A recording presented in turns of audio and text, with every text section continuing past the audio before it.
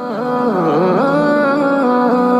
না না না না না না না না ও আল্লাহ মাশাআল্লাহ সুবহানাল্লাহ তুমি দয়াময় ও আল্লাহ মাশাআল্লাহ সুবহানাল্লাহ তুমি দয়াময় এই দুনিয়ায় তোমারই কথায় তোমার ইশারায় জানি সবই হয়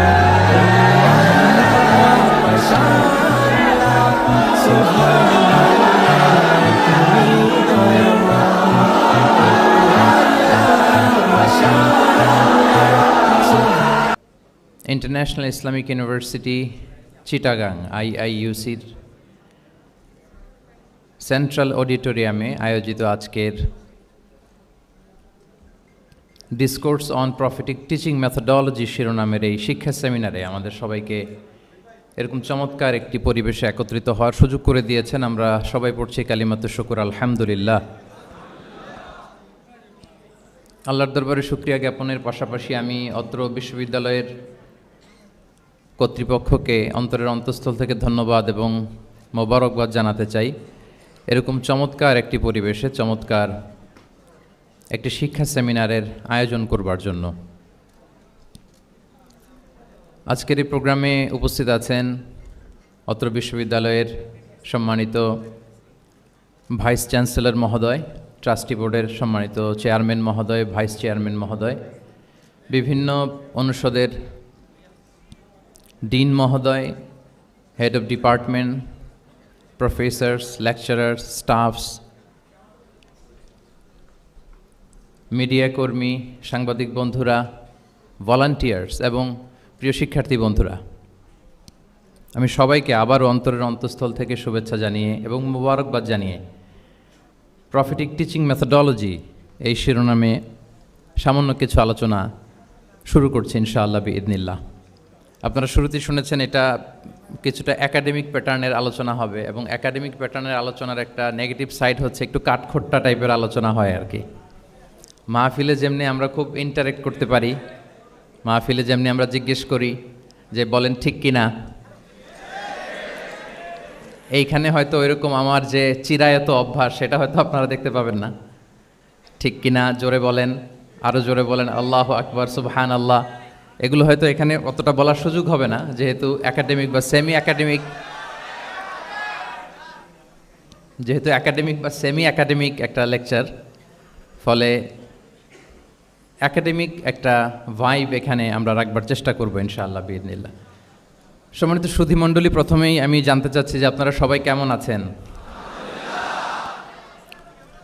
আলহামদুলিল্লাহ, আমিও খুব ভালো আছি আলহামদুলিল্লাহ, সুম্মা আলহামদুলিল্লাহ।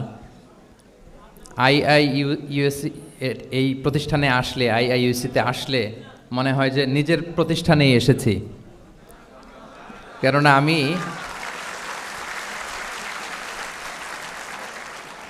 IIUM এর ছাত্র আর কি, ইন্টারন্যাশনাল ইসলামিক ইউনিভার্সিটি মালয়েশিয়ার ছাত্র। তো ফলে আমার কাছে মনে হয় যে IIUM এর বাংলাদেশি ভার্সন হচ্ছে IIUC, এবং IIUM থেকে আমরা যারা পড়াশোনা করেছি, আমাদের সমসাময়িক বা আমাদের সিনিয়র্স, আমাদের অনেক ভাইরা এখানে সম্মানিত শিক্ষক হিসেবে কর্মরত আছেন। আমি ব্যাচেলর করেছি আল আজহার ইউনিভার্সিটিতে, সেখানকারও আমাদের অনেক সিনিয়র ভাইরা এখানে কর্মরত আছেন আলহামদুলিল্লাহ। তো নানা দিক থেকে নানাভাবে IIUCর সাথে আমরা কানেক্টেড। এখানে আসার পর মনে হচ্ছে যে আমি কোনো একটা অ্যালুমনাই প্রোগ্রামে আসছি। মানে একদিক থেকে IIUM এর আমাদের টিচার্স যারা আছেন ওনারা, আবার আল আজহার থেকে যারা এখানে শিক্ষকবৃন্দ আছেন ওনারাও আছেন আলহামদুলিল্লাহ। তো সব মিলিয়ে এই বিবেচনায় আমার কাছে মনে হয় যে আমি নিজের প্রতিষ্ঠানে এসেছি আলহামদুলিল্লাহ। প্রথমে আমি বলে রাখছি যে আমি খুবই সম্মানিত বোধ করছি যে এরকম চমৎকার একটি শিক্ষা সেমিনারে আমাকে আলোচনা করবার সুযোগ দেওয়া হয়েছে এই চমৎকার বিশ্ববিদ্যালয়ে। আমার সামনে অনেক বিদগ্ধ স্কলার্স, রিসার্চার, বিদগ্ধ আলেমে দ্বীন, ওনাদেরকে আমি দেখতে পাচ্ছি। ওনারা যদি আজকের সেমিনারে আলোচনা করতেন, আমি নিচে বসে শুনতে পারলে আমি অনেক কিছু শিখতে পারতাম, সেটাই বেশি সুন্দর দেখাতো আর কি। কিন্তু সম্মানিত উস্তাজদের নির্দেশক্রমে, অনুমতিক্রমে আমি আজকের এই সেমিনারের টপিকের উপর কিছু কথা উপস্থাপন করবার চেষ্টা করব ইনশাআল্লাহ বিইذনিল্লাহ। সম্মানিত শুধু আপনারা টপিকটা নিশ্চয়ই স্টেজের ব্যাকড্রপে দেখতে পাচ্ছেন যে সেখানে খুব বড় ফন্টে লেখা আছে discourse on prophetic teaching methodology, অর্থাৎ আল্লাহ রাসূল সাল্লাল্লাহু আলাইহি ওয়া আলিহি ওয়াসাল্লামের শিক্ষা পদ্ধতি বা পাঠদান পদ্ধতি কেমন ছিল, তিনি কিভাবে শিখাতেন। আমরা জানি যে আল্লাহ রাসূল সাল্লাল্লাহু আলাইহি ওয়াসাল্লাম একজন শিক্ষক ছিলেন, অসাধারণ অনন্য একজন মার্ভেলাস শিক্ষক ছিলেন। শুধু শিক্ষকই ছিলেন না, বরং তিনি শিক্ষকদেরও শিক্ষক ছিলেন এবং তিনি নিজ হাতে এমন কিছু শিক্ষার্থী তিনি তৈরি করেছিলেন, গড়ে তুলেছিলেন, যারা এই পৃথিবীর ইতিহাসে শ্রেষ্ঠ প্রজন্ম হিসেবে স্বীকৃত। খৈরুল কুরুন, the best generation ever on earth, এই পৃথিবীর শ্রেষ্ঠতম প্রজন্ম হিসেবে তারা স্বীকৃত হয়েছেন। এবং তিনি তার শিক্ষা পদ্ধতির মধ্য দিয়ে গোটা বিশ্বকে সততা শিখিয়েছেন, সভ্যতা শিখিয়েছেন, মানবিকতা শিখিয়েছেন, স্পিরিচুয়ালিটি শিখিয়েছেন, আধ্যাত্মিকতা। তিনি আমাদেরকে শিখিয়েছেন পরিমিতিবোধ, তিনি আমাদেরকে শিখিয়েছেন জীবনবোধ, আমাদের স্রষ্টার সাথে তিনি আমাদেরকে পরিচিত করেছেন এবং সফলতার সহজ এবং সরল পথ তিনি আমাদেরকে বাতলে দিয়েছেন। তো আজকের এই ডিসকোর্সে বেসিকলি আমরা ওনার লাইফ স্কেলের একটা দিক নিয়ে ফোকাস করব, অর্থাৎ ওনার পাঠদান পদ্ধতি, কিভাবে তিনি সাহাবাদের সাথে ইন্টারেক্ট করতেন, তাদেরকে শিখাতেন, পাঠ দিতেন, শুধুমাত্র কেবলমাত্র এই বিষয়টাতে আমরা ফোকাস করবার চেষ্টা করব ইনশাআল্লাহ। আমি আমার আলোচনার শুরুতে সূরাতুল বাকারার একটি আয়াত তেলাওয়াত করেছি, 129 নম্বর আয়াত। এই আয়াতটি বেসিকলি আল্লাহ রাসূল সাল্লাল্লাহু আলাইহি ওয়া আলিহি ওয়াসাল্লামের জন্য সাইয়েদনা ইব্রাহিম আলাইহিস সালাম দোয়া করেছিলেন মক্কার ধুধুমরু প্রান্তরে। এখনকার মক্কার মতো না, তখন জনমানব শূন্য মক্কা ছিল, ধুধুমরু প্রান্তর, চারদিকে কেউ নেই। তো এরকম একটি ব্যারেন ল্যান্ডে সাইয়েদনা ইব্রাহিম আলাইহিস সালাম আল্লাহ তাআলার কাছে একটা দোয়া করেছিলেন। ওই দোয়াটাই আল্লাহ তাআলা সরাসরি কোট করেছেন সূরা বাকারায় 129 নম্বর আয়াতে, এবং সেখানে তিনি বলেছেন রব্বানা ওয়াবআথ ফীহিম রাসূলাম মিনহুম ইয়াতলু আলাইহিম আয়াতিকা ওয়া ইউআল্লিমুহুমুল কিতাবা ওয়াল হিকমা ওয়া ইউযাক্কিহিম ইন্নাকা আনতাল আজিজুল হাকীম। মানে হে আমাদের রব, এই ভূখণ্ডের মধ্য থেকেই এই জনপদবাসীর জন্য আপনি একজন রাসূল প্রেরণ করুন, যিনি আপনার নিদর্শনসমূহ তাদের সামনে পাঠ করে শোনাবে, যিনি আপনার কিতাব তাদেরকে শিক্ষা দেবে, তাদেরকে পরিশুদ্ধ করবে, তাদেরকে প্রজ্ঞা শিখাবে, পরিশুদ্ধ করবে, এবং নিশ্চয় আপনি পরাক্রমশালী, নিশ্চয় আপনি প্রজ্ঞাময়। এই দোয়াটি ছিল সাইয়েদনা ইব্রাহিম আলাইহিস সালামের, এবং রাসূল সাল্লাল্লাহু আলাইহি ওয়াসাল্লাম আগমনের প্রায় 2500 বছর আগে ইব্রাহিম আলাইহিস সালাম এই দোয়াটি করেছিলেন। 2500 বছর আগে, যখন কেউ ছিল না মক্কায়। মক্কা ওয়াজ এ টোটালি ব্যারন ল্যান্ড, কোনো গাছপালা ছিল না, কিছু ছিল না। সেই দোয়া আল্লাহ তাআলা কবুল করেছিলেন, এবং এই দোয়ায় বেসিকলি তিনি আখিরি নবীর জন্য 4টা ফিচার কামনা করেছেন যে আল্লাহ এই 4টা ফিচার দিয়ে আপনি নবী পাঠাবেন। এর মধ্যে একটা ছিল ওয়া ইউআল্লিমুহুমুল কিতাব, যে এমন নবী যেন হয় তিনি এই জনপদের লোকদেরকে কিতাব শিখাবে। কি শিখাবে? কিতাব। ওয়া ইউআল্লিমুহুমুল কিতাব, তার মানে রাসূল সাল্লাল্লাহু আলাইহি ওয়াসাল্লাম তিনি যে শিক্ষক হয়ে আসবেন, তিনি যে আল্লাহর কিতাব পৃথিবীবাসীকে শোনাবেন, তেলাওয়াত করে শোনাবেন, শেখাবেন, এই দোয়া রাসূল সাল্লাল্লাহু আলাইহি ওয়াসাল্লাম আগমনের 2500 বছর আগে সাইয়েদনা ইব্রাহিম আলাইহিস সালাম করেছিলেন। এবং রাসূল সাল্লাল্লাহু আলাইহি ওয়াসাল্লাম নিজেও বিভিন্ন হাদিসে ঘোষণা করেছেন যে আমি শিক্ষক হিসেবে প্রেরিত হয়েছি। ওয়া ইন্নামা বুইসতু মুআল্লিমান, আমি এই পৃথিবীতে শিক্ষক হিসেবে এসেছি। রাসূল সাল্লাল্লাহু আলাইহি ওয়াসাল্লাম দুইটা গ্রুপ দেখলেন মসজিদে, এক গ্রুপ তারা জিকির আজকার করে, আরেক গ্রুপ তারা রিসার্চ করে, গবেষণা করে। রাসূল সাল্লাল্লাহু আলাইহি ওয়াসাল্লাম বললেন দুই দলই ভালো কাজ করতেছে, কিন্তু রাসূল সাল্লাল্লাহু আলাইহি ওয়াসাল্লাম যারা গবেষণা করতেছে, পড়াশোনা করতেছে, ফিকহ নিয়ে আলোচনা করতেছে, তাদের সাথে যেয়ে বসে গেলেন। আর তিনি বললেন ওয়া ইন্নামা বুইসতু মুআল্লিমান, আমি এই গ্রুপকে প্রায়োরিটি দিয়েছি কারণ আমি নিজেই শিক্ষক হিসেবে প্রেরিত হয়েছি। তারা অজ্ঞদেরকে শিক্ষা দিচ্ছে, জাহেলদেরকে, যারা কিছু জানে না, জ্ঞানের ছোঁয়া যাদের মধ্যে লাগেনি, এই গ্রুপ তাদেরকে এনলাইটেন করছে, আলোকিত করছে, ফলে আমি তাদেরকে প্রায়োরিটি দিলাম, তাদের সাথে বসে গেলাম। ওয়া ইন্নামা বুইসতু মুআল্লিমান, কারণ আমি পৃথিবীতে শিক্ষক হিসেবে প্রেরিত হয়েছি। তাহলে ইব্রাহিম আলাইহিস সালামের দোয়ার ফসল তিনি, হি কেম এজ এ টিচার, কারণ ইব্রাহিম আলাইহিস সালাম দোয়া করেছিলেন আল্লাহ এমন নবী পাঠাবেন যিনি ইউআল্লিমুহুমুল কিতাব, এই জনপদের লোকদেরকে কিতাব শিখাবে। এবং রাসূল সাল্লাল্লাহু আলাইহি ওয়াসাল্লাম নিজেও বলেছেন আমি শিক্ষক হিসেবে প্রেরিত হয়েছি। এবং জ্ঞানার্জনকে রাসূল সাল্লাল্লাহু আলাইহি ওয়াসাল্লাম বাধ্যতামূলক করেছেন, ম্যান্ডেটরি ফর অল। এবং জ্ঞান যে সবাই অর্জন করবে এটা তিনি বলেছেন, এটা সবার জন্য অবধারিত, শিক্ষার জন্য, এটা মানুষের মৌলিক অধিকার। তিনি বলেছেন তলাবুল ইলমি ফারিদাতুন আলা কুল্লি মুসলিম, পৃথিবীর প্রতিটি মুসলমানের জন্য জ্ঞান অর্জন এটা ফারিদা, আবশ্যক, ম্যান্ডেটরি, এটা অপশনাল না, এটা কম্পালসারি।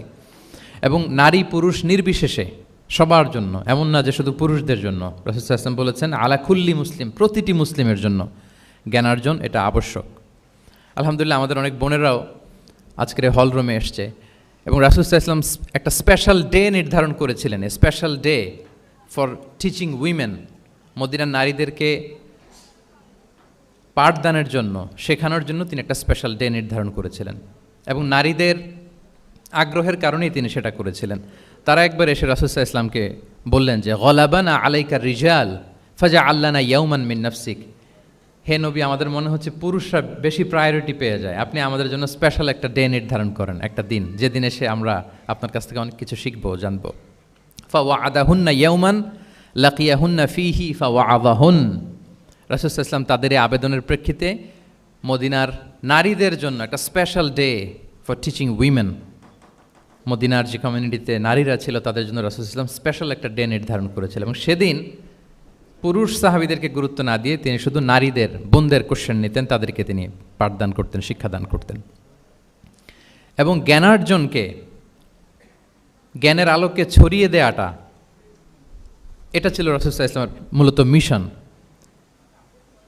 জ্ঞানের আলোকে তিনি বিশ্বময় ছড়িয়ে দিতে বলেছেন।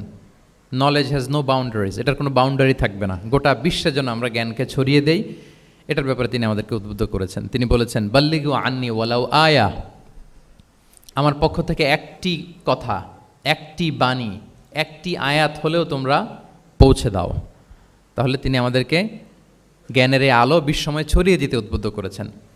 এবং জ্ঞান লুকানোকে তিনি মহাপাপ বলেছেন। আপনার কাছে যদি নলেজ থাকে, সেই নলেজের ব্যাপারে যদি আপনাকে জিজ্ঞেস করা হয়, আপনি যদি এটা শেয়ার না করেন, তাহলে আপনি মহাপাপ করলেন। এটাকে আল্লাহ রাসূল সাল্লাল্লাহু আলাইহি ওয়াসাল্লাম জ্ঞান লুকানোকে মহাপাপ বলেছেন। তিনি বলেছেন মান সুইলা আন ইলমিন ফাকাতামাহু আলজামাহুল্লাহু ইয়াউমাল কিয়ামাতি বিলিজামিন মিনান নার, কাউকে কোনো বিষয়ে জ্ঞানের ব্যাপারে জিজ্ঞেস করা হলো আর সে যদি সেটাকে গোপন করে, কিয়ামতের দিন তাকে আগুনের লাগাম দিয়ে বাঁধা হবে, বলে ইয়াদু বিল্লাহ। তাহলে জ্ঞানকে ছড়িয়ে দিতে বলেছেন তিনি বিশ্বময়, জ্ঞানকে গোপন করতে তিনি বারণ করেছেন, নিষেধ করেছেন। আমরা যদি দেখি যে আল্লাহ রাসূল সাল্লাল্লাহু আলাইহি ওয়াসাল্লাম মক্কাতে যখন তিনি ইসলাম প্রচার শুরু করলেন, কোরআনের তালিম যখন তিনি মক্কাতে দিতে শুরু করলেন, তিনি এটাকে প্রাতিষ্ঠানিকভাবেই বেসিকলি শুরু করেছেন। আমরা যেমনি জ্ঞান বিতরণের জন্য প্রাতিষ্ঠানিক অবকাঠামো আমাদের প্রয়োজন হয়, রাসূল সাল্লাল্লাহু আলাইহি ওয়াসাল্লাম সেটা সেভাবেই একটা সেন্টার বেস তিনি শুরু করেছিলেন। এবং মক্কায় দারুল আরকাম নামে, আপনারা সবাই যারা রাসূল সাল্লাল্লাহু আলাইহি ওয়াসাল্লামের বায়োগ্রাফি পড়েছেন, ইতিহাস পড়েছেন, দারুল আরকাম থেকে বেসিকলি রাসূল সাল্লাল্লাহু আলাইহি ওয়াসাল্লাম এই জ্ঞান বিতরণ করতেন বা কোরআনের তালিম দিতেন। আরকাম ইবনে আবিল আরকাম একজন তরুণ সাহাবী, মাত্র 16 বছর বয়সে তিনি ইসলাম ধর্ম গ্রহণ করেছিলেন। তার একটা ঘরের একটা বড় অংশ তিনি রাসূল সাল্লাল্লাহু আলাইহি ওয়াসাল্লামের তালিমের জন্য ডেডিকেট করেছিলেন এবং সেটাই ইসলামের প্রথম বিশ্ববিদ্যালয় হিসেবে স্বীকৃত, দারুল আরকাম। এবং মজার ব্যাপার হচ্ছে ওনার ঘরটা সিলেক্ট করার পেছনে স্ট্র্যাটেজিক অনেক কারণ ছিল। কারণ সে ছিল বানু মাখজুম গোত্রের, মানে কোরাইশের শত্রু, কোরাইশের রাইভাল ছিল বানি মাখজুম। রাসূল সাল্লাল্লাহু আলাইহি ওয়াসাল্লাম ছিলেন কোন বংশের? বলেন তো সবাই, কোন বংশের? কোরাইশ বংশের। আর আবু জাহাল ছিল কোন বংশের? না, সে বানু মাখজুম থেকে ছিল। So Banu Makhzum was the rival of Quraish. তারা ছিল কোরাইশদের সাথে একটা হাড্ডাহাড্ডি লড়াই, শত্রুর মতো আর কি। তো রাসূল সাল্লাল্লাহু আলাইহি ওয়াসাল্লাম কোরাইশি কারো ঘর বেছে নেন নাই, বরং বানু মাখজুম গোত্রের এক তরুণ আরকাম, তার ঘরটা তিনি বেছে নিয়েছিলেন। এবং স্ট্র্যাটেজিক্যালি এত চমৎকার একটা পজিশনে ছিল, মাত্র 130 মিটার ডিস্টেন্স ছিল কাবা থেকে 130 মিটার দক্ষিণ পূর্বে এই আরকাম রাদিয়াল্লাহু তাআলা আনহুর ঘর ছিল। ফলে এই ঘরে যদি তিনি গ্যাদারিং করেন, কেউ আর সন্দেহ করবে না, যেহেতু এটা বানু মাখজুম গোত্রের একজন যুবকের ঘর। আল্লাহু আকবার। তো রাসূল সাল্লাল্লাহু আলাইহি ওয়াসাল্লাম এই দারুল আরকামে বসেই বেসিকলি তিনি এই কোরআনের তালিম, এই শিক্ষা, এই পাঠদান মক্কাতে সেন্টার বেস তিনি শুরু করেছিলেন। এবং মদিনায় যদি আমরা দেখি, মদিনাতেও মসজিদে নববী নির্মাণের পরপরই মসজিদে নববীর একেবারে পেছন দিকে, এই হল রুমের পেছন দিকে যেরকম একটা জায়গা ছাউনির মতো, মসজিদে নববীর ঠিক পেছনে খেজুরের ডাল দিয়ে, খেজুরের পাতা দিয়ে ছাউনি দিয়ে একটা জায়গা তিনি করেছিলেন, যেটাকে আমরা আহলে সুফার সেন্টার হিসেবে জানি। মদিনায় তিনি সুফা ইউনিভার্সিটি প্রতিষ্ঠা করেছিলেন। তাহলে মক্কায় তিনি কোরআনের তালিম দিতেন দারুল আরকাম থেকে, আর মদিনায় যেয়ে তিনি আহলে সুফাদেরকে সেই সুফা এরিয়াতে সেখানে তিনি কোরআনের তালিম দিতেন। এবং সেখানে প্রায় 400 জন দরিদ্র মুহাজির সাহাবী সেখানে বসে কোরআনের হেফজ করতো, রাসূল সাল্লাল্লাহু আলাইহি ওয়াসাল্লামকে বিভিন্ন বিষয়ে জিজ্ঞেস করতো। ইসলামের বুনিয়াদি শিক্ষা, the basic of the basics of Islam, আহলে সুফার সাহাবারা সেখানে দুনিয়ার সব কিছুকে স্যাক্রিফাইস করে দিয়ে সেখানে ওনারা রাসূল সাল্লাল্লাহু আলাইহি ওয়াসাল্লামের কাছ থেকে তালিম গ্রহণ করতেন। এবং দূর দূরান্ত থেকে আগন্তুক সাহাবারা যখন আসতো তারাও এখানে থাকতো, যেহেতু 400 জন থাকার মতো একটা প্লেস। রাসূল সাল্লাল্লাহু আলাইহি ওয়াসাল্লামকে তারা দিনের খুঁটিনাটি বিষয় জিজ্ঞেস করতেন। এবং সালাত শেষে এরকম অনেক হাদিস পাওয়া যায় যে রাসূল সাল্লাল্লাহু আলাইহি ওয়াসাল্লাম আহলে সুফার সাহাবীদের সাথে ওখানে বসেছেন, তাদের সাথে গল্প করেছেন, তাদের প্রশ্নের বিভিন্ন উত্তর দিয়েছেন। তাহলে সেন্টার বেজ শিক্ষাদান, এটা কিন্তু রাসূল সাল্লাল্লাহু আলাইহি ওয়াসাল্লামের জীবনী থেকে আমরা দেখেছি। এবং যখন মসজিদে নববীর পেছনে আহলে সুফাদের 400 জনের পরে যখন আরও বেড়ে যাচ্ছিল, তখন রাসূল সাল্লাল্লাহু আলাইহি ওয়াসাল্লাম মসজিদের বাইরে মুকরিম বিন নাওফাল রাদিয়াল্লাহু তাআলা আনহুর একটা ঘরে আরেকটা সেন্টার করেছিলেন, এটাকে বলা হতো দারুল কুররা। এভাবে একটার পর একটা সেন্টার রাসূল সাল্লাল্লাহু আলাইহি ওয়াসাল্লাম তিনি নির্মাণ করেছেন এবং দ্বীনের বাণীকে তিনি ছড়িয়ে দিয়েছেন। এবং এখান থেকে যারা শিক্ষা অর্জন করতো, বেসিকলি তারা তো হেফজ করতো, কোরআনের যে আয়াতগুলো নাজিল হতো এগুলো হেফজ করতো, দিনের অন্যান্য বুনিয়াদি ব্যাপারে তারা শিক্ষা গ্রহণ করতেন। তো এই সাহাবীদেরকে কুররা বলা হতো। তাদেরকে আবার রাসূল সাল্লাল্লাহু আলাইহি ওয়াসাল্লাম বিভিন্ন এলাকাতে মুআল্লিম হিসেবে প্রেরণ করতেন। এটা রাসূল সাল্লাল্লাহু আলাইহি ওয়াসাল্লামের সুন্নাহ ছিল যে কোনো এলাকায় দিনের শিক্ষা দেওয়ার জন্য আগে মুআল্লিম পাঠাতেন। আমরা জানি যে হিজরতের আগে রাসূল সাল্লাল্লাহু আলাইহি ওয়াসাল্লামের আগেও তিনি মদিনাতে একজন সাহাবীকে পাঠিয়েছিলেন, মুসআব বিন উমাইর। এটা জানি না আমরা সবাই, মুসআব বিন উমাইরকে তিনি পাঠিয়েছিলেন। খুবই ড্যাশিং চেহারার ছিল, খুবই অ্যারিস্টোক্রেট একটা ফ্যামিলির ছিল। উনি এত চমৎকার পারফিউম ইউজ করতেন, উনি কোনো রাস্তা দিয়ে হেঁটে গেলে সবাই বুঝতো এই রাস্তা দিয়ে কিছুক্ষণ আগে হেঁটে গিয়েছে মুসআব বিন উমাইর। তো বাংলা একটা কথা আছে, আগে দর্শনদারি পরে গুণ বিচারী, এরকম একটা কথা আছে না? সো মদিনার লোকটা যাতে ইসলামের প্রতি খুব দ্রুত অ্যাট্রাক্টেড হয়, এজন্য তিনি আবু বকর রাদিয়াল্লাহু তাআলা আনহুকে পাঠাননি, ওমরে ফারুককে পাঠাননি, বরং মুসআব বিন উমাইর রাদিয়াল্লাহু তাআলা আনহুকে মুআল্লিম হিসেবে, he was the first ambassador of Islam, প্রথম অ্যাম্বাসেডর হিসেবে তিনি মদিনায় গিয়েছিলেন। এবং মদিনাতে আহলে সুফার মধ্য থেকে যারা অগ্রগামী ছিল, দারুল কুররা থেকে যারা অগ্রগামী ছিল, তাদেরকে আল্লাহ রাসূল সাল্লাল্লাহু আলাইহি ওয়া আলিহি ওয়াসাল্লাম জ্ঞান বিতরণের জন্য, কোরআন শেখানোর জন্য বিভিন্ন জায়গায় পাঠাতেন। আপনারা উহুদের যুদ্ধের পরপরই বিরে মাউনার ঘটনা শুনে থাকবেন। সেখানে রাসূল সাল্লাল্লাহু আলাইহি ওয়াসাল্লাম 70 জন হাফেজ সাহাবী, মানে ওই সময় পর্যন্ত যতটুকু কোরআনের আয়াত নাজিল হয়েছিল এগুলো যারা মুখস্থ করে ফিরেছিলেন, এরকম 70 জন সাহাবীকে একটা এরিয়াতে তিনি পাঠিয়েছিলেন। এবং এটা আসলে বিট্রে করেছিল তারা বলেছিল যে আমরা তাদেরকে নিয়ে যাব আমাদের এলাকায়, তারা দিন পৌঁছাবে। কিন্তু এই 70 জন সাহাবীকে বিট্রে করে তারা হত্যা করেছিল, ওনারা শাহীদ হয়েছিলেন। এবং এতে রাসূল সাল্লাল্লাহু আলাইহি ওয়াসাল্লাম অনেক কষ্ট পেয়েছিলেন। যে সমস্ত গোত্র এই কাজের সাথে জড়িত ছিল, টানা 1 মাস তাদের বিরুদ্ধে রাসূল সাল্লাল্লাহু আলাইহি ওয়াসাল্লাম বদদোয়া করেছেন, কুনুতে নাজেলা করেছেন ফজরের সালাতের পরে। তাহলে এই যে ন্যারেশনগুলো, বর্ণনাগুলো আমি কেন উপস্থাপন করছি আপনাদের সামনে, এটা বোঝানোর জন্য যেটার পরম্পরাটা কীরকম, রাসূল সাল্লাল্লাহু আলাইহি ওয়াসাল্লাম কীভাবে কোন সেন্টার থেকে শুরু করলেন, তারপরে কিভাবে এটার ডেভেলপমেন্ট হচ্ছিল, তারপরে কিভাবে এটা আগাতে লাগলো। তাহলে রাসূল সাল্লাল্লাহু আলাইহি ওয়াসাল্লাম বিভিন্ন জায়গায় যে মুআল্লিম পাঠাতেন, এটার রেফারেন্সও আমরা পেলাম যে তিনি তো এখানে শেখাচ্ছেন, যখন অনেক বেড়ে গেল, চাহিদা বাইরে অনেক বেশি, তিনি এখান থেকে ছাত্রদেরকে, সাহাবাদেরকে বিভিন্ন জায়গায় মুআল্লিম হিসেবে প্রেরণ করতেন। এবং শিক্ষার বিনিময়ে তিনি বদরের যে বন্দিরা ছিল তাদের মুক্তিপণের অ্যানাউন্সমেন্ট করেছেন, র্যানসম, এটা আপনারা জানেন। আমি একটু কুইজ নিয়ে নেই আপনাদের। বলেন, বদরে মুসলমানদের পক্ষ থেকে শহীদ হয়েছিল কয়জন? কতজন?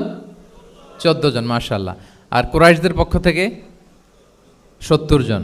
বন্দী হয়েছিল কয়জন দেখি? হ্যাঁ, 70 জন তারা নিহত হয়েছিল আর 70 জন বন্দী হয়েছিল। তো বদরের যুদ্ধে এই 70 জন যারা কুরাইশদের মধ্যে থেকে বন্দী হয়েছিল, তাদের মুক্তিপণ হিসেবে ফিদিয়া, র্যানসম হিসেবে রাসূল সাল্লাল্লাহু আলাইহি ওয়াসাল্লাম 4000 দিরহামের অ্যানাউন্সমেন্ট করেছেন। মানে দিরহাম মানে হচ্ছে সিলভার কয়েন আর কি, তৎকালীন সময় দিনার হচ্ছে গোল্ড কয়েন আর দিরহাম মানে সিলভার কয়েন। তো রাসূল সাল্লাল্লাহু আলাইহি ওয়াসাল্লাম 4000 সিলভার কয়েনের ঘোষণা করেছেন যে তোমরা যদি মুক্তি পেতে চাও তাহলে 4000 রৌপ্য মুদ্রা দিয়ে, সিলভার কয়েন দিয়ে তারপরে তোমরা মুক্তি পেতে হবে।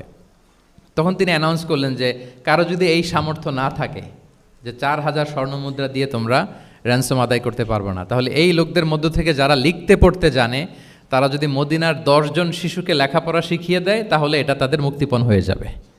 আল্লাহু আকবার। তাহলে শিক্ষাটাকে রাসূল সাল্লাল্লাহু আলাইহি ওয়াসাল্লাম কীভাবে দেখতেন, এটাকে কতটা গুরুত্ব দিতেন? তখন কিন্তু মুসলমানদের আর্থিকভাবে খুব কঠিন অবস্থা যাচ্ছিল। তখন এই জাতীয় ফিদিয়াগুলো, র্যানসমগুলো খুব জরুরি ছিল। তারপরে তিনি ঘোষণা করেছেন যাদের সামর্থ্য নাই তারা যদি লিখতে পড়তে জানে, মদিনার 10 জন ছেলে মেয়েকে তারা যদি লেখাপড়া শিখিয়ে দিতে পারে, এইটা তাদের মুক্তিপণ হিসেবে কনসিডার করা হবে। আল্লাহু আকবার। তাহলে সম্মানিত শুধু আমরা সেই ইব্রাহিম আলাইহিস সালাতু ওয়াস সালামের দোয়া থেকে শুরু করে বদরের যুদ্ধ পর্যন্ত চলে আসলাম যে রাসূল সাল্লাল্লাহু আলাইহি ওয়াসাল্লাম শিক্ষাটাকে, এডুকেশনকে এবং শিক্ষার বাণীকে বিশ্বময় ছড়িয়ে দিতে তিনি কীরকম পদক্ষেপ নিয়েছেন, ওভারঅল একটা আমরা আইডিয়া পেয়েছি। এটা ছিল আমার ইন্ট্রোডাক্টরি ডিসকাশন। এখন আমি মূল আলোচনায় চলে যাই যে রাসূল সাল্লাল্লাহু আলাইহি ওয়াসাল্লাম সাহাবাদেরকে যে তিনি শেখাতেন, ওনার পাঠদান পদ্ধতি কেমন ছিল। প্রথম কথা হচ্ছে রাসূল সাল্লাল্লাহু আলাইহি ওয়াসাল্লাম পিতৃস্নেহে সাহাবাদেরকে শিক্ষা দিতেন, as like a father teaching his child, teaching his son or daughter. পরম মমতায় বাবা যেমনি তার সন্তানকে পরম যত্নে, পরম আদরে, পরম মমতায় শেখায়, ভুল ধরিয়ে দেয়, সংশোধন করে দেয়, আল্লাহ রাসূল সাল্লাল্লাহু আলাইহি ওয়া আলিহি ওয়াসাল্লাম সন্তানকে যেমনি বাবা পরম মমতায় আদর করে শেখায় ঠিক সেভাবে শেখাতেন। এবং তিনি বলেছেন যে ইন্নামা আনা লাকুম বিমানজিলাতিল ওয়ালিদি উআল্লিমুকুম, নিশ্চয় আমি তোমাদের বাবার মতো, বাবা যেমনি ছেলে মেয়েদেরকে শেখায়। এবং এই হাদিসে এসছে যে রাসূল সাল্লাল্লাহু আলাইহি ওয়াসাল্লাম তাদেরকে শিখিয়েছেন সাহাবাদেরকে যে ওয়াশরুমে গেলে কিভাবে ক্লিন হইতে হবে, টু দ্য ডাইরেকশন অফ কেবলা বসা যাবে না, কেবলাকে পেছনে রেখে বসা যাবে না, এমনকি ঢিলাগুলো ইউজ করতে হলে ডান হাতে ইউজ করা যাবে না, বাঁ হাতে। তারপর এটা বেজোর হইতে হবে। এরকম ধরে ধরে উম্মাকে শিখিয়েছেন। নারীদের মেনস্ট্রুয়েশনাল পিরিয়ডের ব্যাপারে বিধানগুলো শিখিয়েছেন। স্বামী স্ত্রীর অন্তরঙ্গ মুহূর্তের ব্যাপারে মাসআলা কি, ব্যাপারগুলো কি, লিগ্যাল অপিনিয়ন কি, ধরে ধরে বাবা মা যেমনি ছেলে মেয়েদেরকে ধরে ধরে শিখিয়ে দেয় যে এইভাবে this is good and this is bad, dos and don'ts যেমনি মা বাবা শেখায়, আল্লাহ রাসূল সাল্লাল্লাহু আলাইহি ওয়াসাল্লাম বলেন ইন্নামা আনা লাকুম বিমানজিলাতিল ওয়ালিদি ওয়া আল্লিমুকুম, আমি তোমাদের বাবার মতো, বাবা যেমনি শেখায় পরম মমতায়, এভাবে আমি তোমাদেরকে শিক্ষা দিই। এবং রাসূল সাল্লাল্লাহু আলাইহি ওয়াসাল্লাম খুব সহজ করে উপস্থাপন করতেন, কোনো কিছুকে জটিল করতেন না। এটা কিন্তু একজন আদর্শ শিক্ষকের বৈশিষ্ট্য। মানে as easier as you can, যত সহজ করে আপনি আপনার প্রেজেন্টেশনটা করতে পারবেন তত বেশি আপনার শিক্ষার্থীরা আপনার কাছ থেকে ওই মেসেজ, ওই শিক্ষা, সেটা ওই বার্তাটা তারা গ্রহণ করতে পারবে। এবং সহিহ মুসলিমের হাদিস, আল্লাহ রাসূল সাল্লাল্লাহু আলাইহি ওয়াসাল্লাম তিনি বলেন ইন্নাল্লাহা লাম ইয়াবআসনি মুআন্নিতান ওয়ালা মুতাআন্নিতান ওয়ালাকিন বাআসানি মুআল্লিমান মুয়াসসিরান। আল্লাহু আকবার। আল্লাহ তাআলা আমাকে কঠোরতা আরোপকারী, জটিলকারী করে প্রেরণ করেননি, বরং সহজভাবে, সহজ পন্থায় শিক্ষাদানকারী শিক্ষক হিসেবে প্রেরণ করেছেন। লিটারেলি তিনি মুয়াসসিরান শব্দটা ব্যবহার করেছেন। যেহেতু এখানে ইসলামিক স্টাডিজ, কোরআন, হাদিস যে ডিপার্টমেন্টের শিক্ষার্থী বন্ধুরা আপনারা যারা আছেন, আপনারা শব্দের অর্থটা লিটারেলি বুঝতে পারতেছেন যে তিনি বলেছেন মুআল্লিমান মুয়াসসিরান, আমি সহজপন্থী শিক্ষক হিসেবে প্রেরিত হয়েছি। কোনো জিনিসকে কঠোরতা আরোপ করার জন্য, কঠিন করে প্রেজেন্ট করার জন্য আল্লাহ আমাকে পাঠাননি। রাসূল সাল্লাল্লাহু আলাইহি ওয়াসাল্লাম he used to make things easy and easy, খুব সহজ করে উপস্থাপন করতেন। এবং রাসূল সাল্লাল্লাহু আলাইহি ওয়াসাল্লামের শিক্ষাদান পদ্ধতি ছিল অপটিমিস্টিক, আশাব্যঞ্জক, আশাবাদী। অর্থাৎ তিনি যখন কিছু বলতেন, শেখাতেন, মানুষ আশাবাদী হয়ে উঠত, কনফিডেন্ট পেত, ভয় পেত না। আমরা অনেক সময় মানুষকে খুব ভয় দেখাই। রাসূল সাল্লাল্লাহু আলাইহি ওয়াসাল্লাম কাউকে যখন কোনো দায়িত্ব দিয়ে কোথাও প্রেরণ করতেন, ওনার বিখ্যাত হাদিস তিনি বলতেন ইয়াসসিরু ওয়ালা তুআসসিরু বাশশিরু ওয়ালা তুনাফিরু, সহজ করো, কঠিন করো না, সুসংবাদ দাও, দিন থেকে মানুষকে ভাগিয়ে দিও না। মানে আমাদের প্রেজেন্টেশন যেন এমন না হয় যে আমাদের কথা শুনে মানুষ ভাগে, কাছে কাছে আসে না, বরং এমনভাবে প্রেজেন্টেশন করো যাতে মানুষ কাছে আসে, কমফোর্ট ফিল করে, ওইটাকে রিসিভ করে এবং জীবনের সাথে সে অ্যাডজাস্ট করতে পারে। এবং তিনি যখন বুঝাতেন, সাহাবাদেরকে যখন কোনো জিনিস বুঝাতেন, খুব ধীরস্থিরভাবে কথা বলতেন। কখনো কথা বলার ক্ষেত্রে রাশিং করতেন না, তাড়াহুড়ো করতেন না, নেভার এভার। এবং অনেক সাহাবারা খুব দ্রুত হাদিস বর্ণনা করলে আম্মা জান আয়েশা রাদিয়াল্লাহু তাআলা আনহা এটা অপছন্দ করতেন। বিশেষ করে আবু হুরায়রা রাদিয়াল্লাহু তাআলা আনহুর ব্যাপারে তিনি অবজেকশন দিয়েছিলেন যে তুমি যেভাবে বলো, নবী সাল্লাল্লাহু আলাইহি ওয়াসাল্লাম কিন্তু এত দ্রুত বলতেন না, তুমি যেমনি গড়গড় করে বর্ণনা করো, আল্লাহ রাসূল সাল্লাল্লাহু আলাইহি ওয়াসাল্লাম এত দ্রুত বর্ণনা করতেন না। লাম ইয়াকুন ইয়াসরুদুল হাদিসা কাসারদিকুম কানা ইউহাদ্দিসু হাদিসান লাউ আদ্দাহুল আদ্দুলা আহসাহু। এমনভাবে প্রিয় নবী কথা বলতেন যে কেউ যদি চাইতো তিনি এই কথার মধ্যে কয়টা বাক্য বলেছেন, কয়টা শব্দ বলেছেন, চাইলে হাতে গুনে ফেলতে পারত। এত প্রেসাইজ অ্যান্ড ক্লিয়ার ছিল। তিনি কয়টা বাক্য বললেন এই বক্তব্যে, কয়টা শব্দ বললেন, এটাও গুনে ফেলা যেত। আল্লাহু আকবার। কানা ইয়াতাকাল্লামু বিকালামিন বাইনাহু ফাসলুন ইয়াহফাযুহু মান জালাসা ইলাইহি। এবং কথা বলতে বলতে মাঝখানে পজ দিতেন, মানে একটু থামতেন, ফলে যারা শুনতো তারা একেবারে মুখস্থই করে ফেলতে পারত। আল্লাহু আকবার। এটা কিন্তু একজন আদর্শ শিক্ষকের বৈশিষ্ট্য যে যখন আমরা ক্লাস নিব, যখন আমরা বুঝাবো, খুব ধীরস্থিরভাবে আমি কথা বলবো, মাঝে মাঝে পজ দিব। রাসূল ইসলাম পজ দিতেন, থামতেন, যাতে ছাত্ররা নিতে পারে। সব শিক্ষার্থীদের এক ধরনের ক্যাপাসিটি না, ক্যাপাসিটি ইস্যু নিয়ে আমি সামনে কথা বলতেছি ইনশাআল্লাহ। তো তাহলে এইভাবে তিনি বেসিকলি তালিম দিতেন বা প্রেজেন্ট করতেন। আচ্ছা, শিক্ষা দেওয়ার ক্ষেত্রে দুইটা ধরন ছিল রাসূল সাল্লাল্লাহু আলাইহি ওয়াসাল্লামের। কখনো হয়তো ওয়ান অন ওয়ান মিটিং, একজন সাহাবীকে টার্গেট করে তাকে কিছু শেখাচ্ছেন, জানাচ্ছেন বা বলছেন। আবার কখনো একজন না, একাধিক সাহাবী বা অনেক সাহাবীদেরকে, অনেক মানুষকে তিনি অ্যাড্রেস করছেন। তাহলে এই দুইভাবে তিনি অ্যাড্রেস করতেন।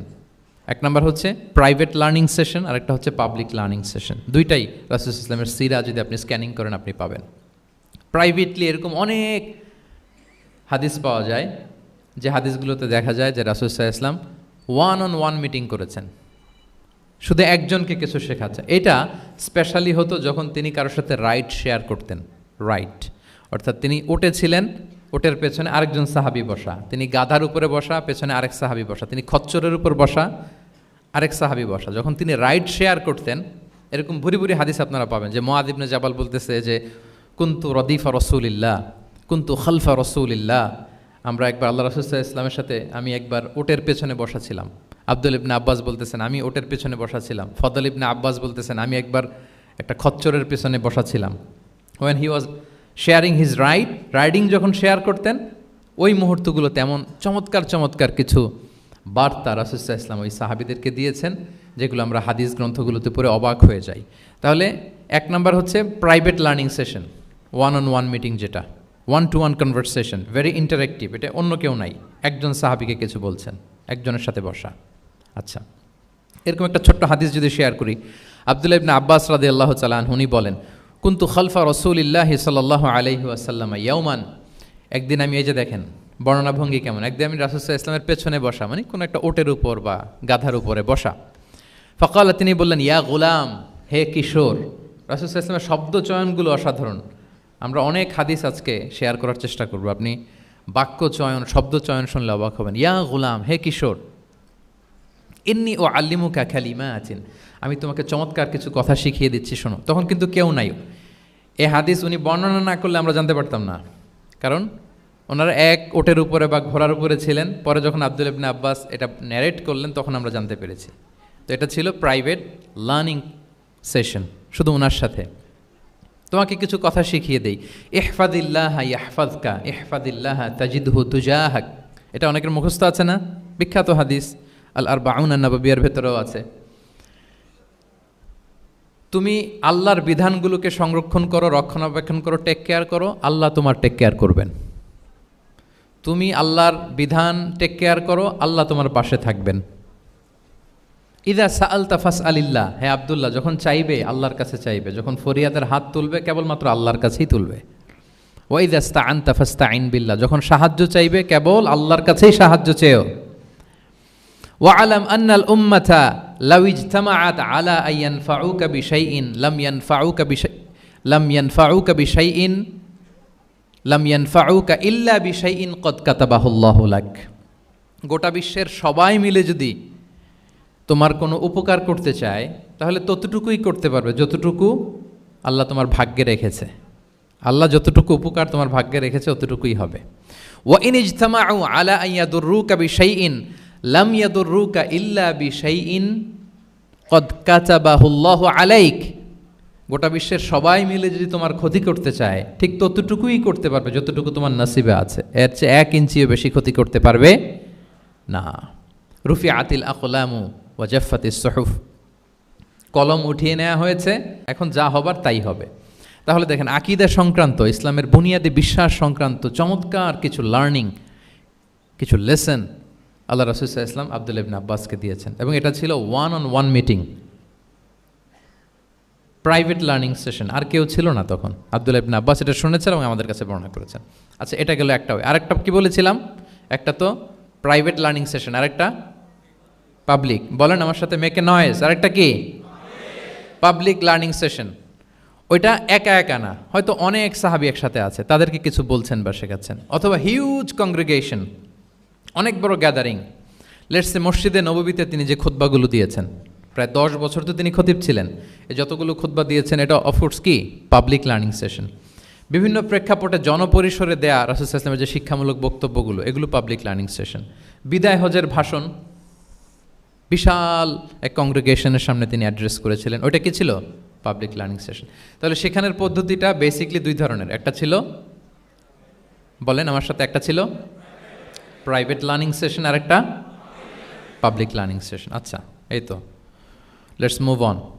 এবার আমরা চলে যাব যে তিনি যেসব শিখন পদ্ধতি অবলম্বন করতেন, শেখানোর ক্ষেত্রে কি কি মিনস, কি কি ওয়ে তিনি অবলম্বন করতেন, সেগুলো আমরা শেয়ার করি। অনেকগুলো মিনস তিনি ইউজ করতেন, অনেকভাবে তিনি পাঠদান করতেন, সাহাবাদেরকে শিক্ষা দিতেন। এর মধ্যে অন্যতম একটা মাধ্যম হচ্ছে তিনি সাহাবাদেরকে কোশ্চেন করতেন, কোশ্চেন করে সঠিক উত্তর পেলে তিনি উৎসাহ দিতেন খুব। মনে রাখতে হবে, রাসূল সাল্লাল্লাহু আলাইহি ওয়াসাল্লামের শিক্ষাটা বেসিকলি ছিল Q&A বেসড। সামনে আমরা ইন ডেপথ যখন আরও ঢুকবো, basically oral based, oral session ছিল, মুখে মুখে। কারণ আমাদের মতো তো এত কাগজ কলম ছিল না। এখন যেমনি আপনাদেরকে হোমওয়ার্ক দেয়, অ্যাসাইনমেন্ট দেয়, এগুলো ছিল নাকি তখন? রাসূল সাল্লাল্লাহু আলাইহি ওয়াসাল্লামের সময় অ্যাসাইনমেন্ট দেওয়ার রীতি ছিল? বলেন, আপনাদের অ্যাসাইনমেন্ট দেয় স্যাররা? হ্যাঁ, সবাইকে দেয়? ভাল লাগে অ্যাসাইনমেন্ট করতে?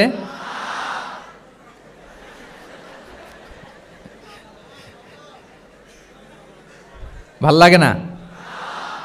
আচ্ছা, ভাল লাগে কার কার দেখি, হাত তোলেন। সর্বনাশ, মাত্র 3-4 জন হাত তুলে বলতেছে যে ভাল লাগে এদের। যে ভাল লাগে না কার কার দেখি। ইয়া আল্লাহ, আল্লাহ তাআলা হেদায়েত দান করুক আমাদেরকে। আচ্ছা, এবার 2 বারের 1 বারও যারা হাত তোলেন নাই তারা হাত তোলেন। একদল আছে খুব চালাক, ভাবে যে কোন দলে কখন হাত তুলে আবার কোন বিপদে পড়ি। তো এই যে এখন স্যাররা হোমওয়ার্ক দেন, কাজ দেন, অ্যাসাইনমেন্ট দেন, এটা তো ওই সময় ছিল না। ফলে এটা রাসূল সাল্লাল্লাহু আলাইহি ওয়াসাল্লামের পাঠদান পদ্ধতিটা বেসিকলি ছিল Q&A বেসড, প্রশ্নোত্তর পর্ব। সাহাবারা জিজ্ঞেস করতেন, না জানলে রাসূল সাল্লাল্লাহু আলাইহি ওয়াসাল্লাম আবার জিজ্ঞেস করতেন, দেখি ওরা জানে কি না। এরকম অনেকভাবে তিনি শেখাতেন, আমরা সামনের দিকে আরও দেখব। তো রাসূল সাল্লাল্লাহু আলাইহি ওয়াসাল্লাম সাহাবাদেরকে প্রশ্ন ছুড়তেন, তিনি ট্রাই করতেন, দেখতেন যে দেখি ওরা পারে কিনা, ব্যাপারটা জানে কিনা। যদি কেউ সঠিক আনসার দিতে পারতো, রাসূল সাল্লাল্লাহু আলাইহি ওয়াসাল্লাম খুব উৎসাহ দিতেন, তাদেরকে প্রশংসা করতেন এবং উৎসাহ দিতেন। স্যাররা যখন আমাদের ক্লাসে প্রশংসা করে, ভাল লাগে না আমাদের? আমার প্রেজেন্টেশন খুব প্রশংসা করলো, আমার অ্যাসাইনমেন্টের খুব প্রশংসা করলো, আমাকে ইন্সপায়ার করলো, আমি আরও মোটিভেটেড হব না? হয়তো আমরা নাকি হই। তো রাসূল সাল্লাল্লাহু আলাইহি ওয়াসাল্লাম এটাই করতেন। উবাই ইবনে কাআব রাদিয়াল্লাহু তাআলা আনহুকে উনি প্রশ্ন করলেন, আল্লাহ রাসূল সাল্লাল্লাহু আলাইহি ওয়া আলিহি ওয়াসাল্লাম প্রশ্ন করলেন যে, ইয়া আবাল মুনজির, এটা ওনার কুনিয়া, আতাদরি আইয়ু আয়াতিন মিন কিতাবিল্লাহি মাআকা আ'যাম, তুমি কি জানো যে আল্লাহর কিতাবের কোন আয়াতটা সর্বশ্রেষ্ঠ? সর্বশ্রেষ্ঠ আয়াত কোনটা তুমি জানো? তখন উবাই ইবনে কাআব রাদিয়াল্লাহু তাআলা আনহু বললেন যে, আল্লাহু লা ইলাহা ইল্লা হুয়াল হাইয়ুল কাইয়্যুম, মানে আয়াতুল কুরসি। এটা কোন আয়াত? আয়াতুল কুরসি। এটা ফরজ সালাতের পর আমরা সবাই পড়ি তো নাকি? হ্যাঁ, মান কারা আয়াতুল কুরসি দুবরা কুল্লি সালাতিন মাকতুবাতিন লাম ইয়ামনাহু মিন দুখুলিল জান্নাতি ইল্লাল মাউত। ফরজ সালাতের পরে যারা আয়াতুল কুরসি পড়ে, তার জান্নাতে প্রবেশে কোনো বাধা থাকে না, একটা জিনিস ছাড়া, মানে মৃত্যু, মরণ। লোকটা মরে না, তাই জান্নাতে যায় না। মরলেই জান্নাতি। তো হে উবাই, হে ইয়া আবাল মুনজির, তুমি কি জানো কোরআনের সর্বশ্রেষ্ঠ আয়াত কোনটা? তিনি বললেন যে আয়াতুল কুরসি। এটা শুনে রাসূলুল্লাহ সাল্লাল্লাহু আলাইহি ওয়াসাল্লাম খুব খুশি হলেন। খুশি হয়ে কী করলেন? ফাদারাবা ফি সদরি, তিনি বললেন যে তিনি আমার বুকে একটা আলতো চাপড় দিলেন। এটা ভালোবাসার আলতো চাপড়, এরকম উৎসাহ দেওয়ার জন্য যে সাবাস। আমরা মাঝে পিঠে কাউকে আলতো চাপড় দিয়ে কি বলি? ব্রেভো, সাবাস, মাশাআল্লাহ, এগুলো বলি না? তো রাসূলুল্লাহ সাল্লাল্লাহু আলাইহি ওয়াসাল্লাম বুকে আলতো চাপড় দিয়ে বললেন, ওয়াল্লাহি লিয়াহনিকাল ইলমু আবাল মুনজির, তোমার ইলম, তোমার জ্ঞান কল্যাণময় হোক হে আবাল মুনজির, মোবারক হোক তোমার জন্য তোমার ইলম, may knowledge be pleasant for you, তোমার জ্ঞানটা বরকতময় হোক, কল্যাণময় হোক। তাহলে তিনি যখন সঠিক উত্তর দিতে পারলেন, রাসূলুল্লাহ ইসলাম খুশি হয়ে বুকে আলতো চাপড় দিয়ে তার প্রশংসা করলেন, তার জন্য দোয়া করলেন। রাসূলুল্লাহ ইসলাম এভাবে উৎসাহ দিতেন। এতে করে কি হয়? শিক্ষার্থীদের কনফিডেন্ট বাড়ে। কি হয়? যে স্যার যখন আমাকে এত কিছু বলতেছে, তাহলে নিশ্চয়ই আমি কিছু একটা ভালো কিছু করছি, আমাকে দিয়ে কিছু একটা হবে। আমাকে দিয়ে, আমরা অনেক সময় ভুল করে বলে ফেলি যে তোকে দিয়ে কিছুই হবে না, বলে ফেলি না?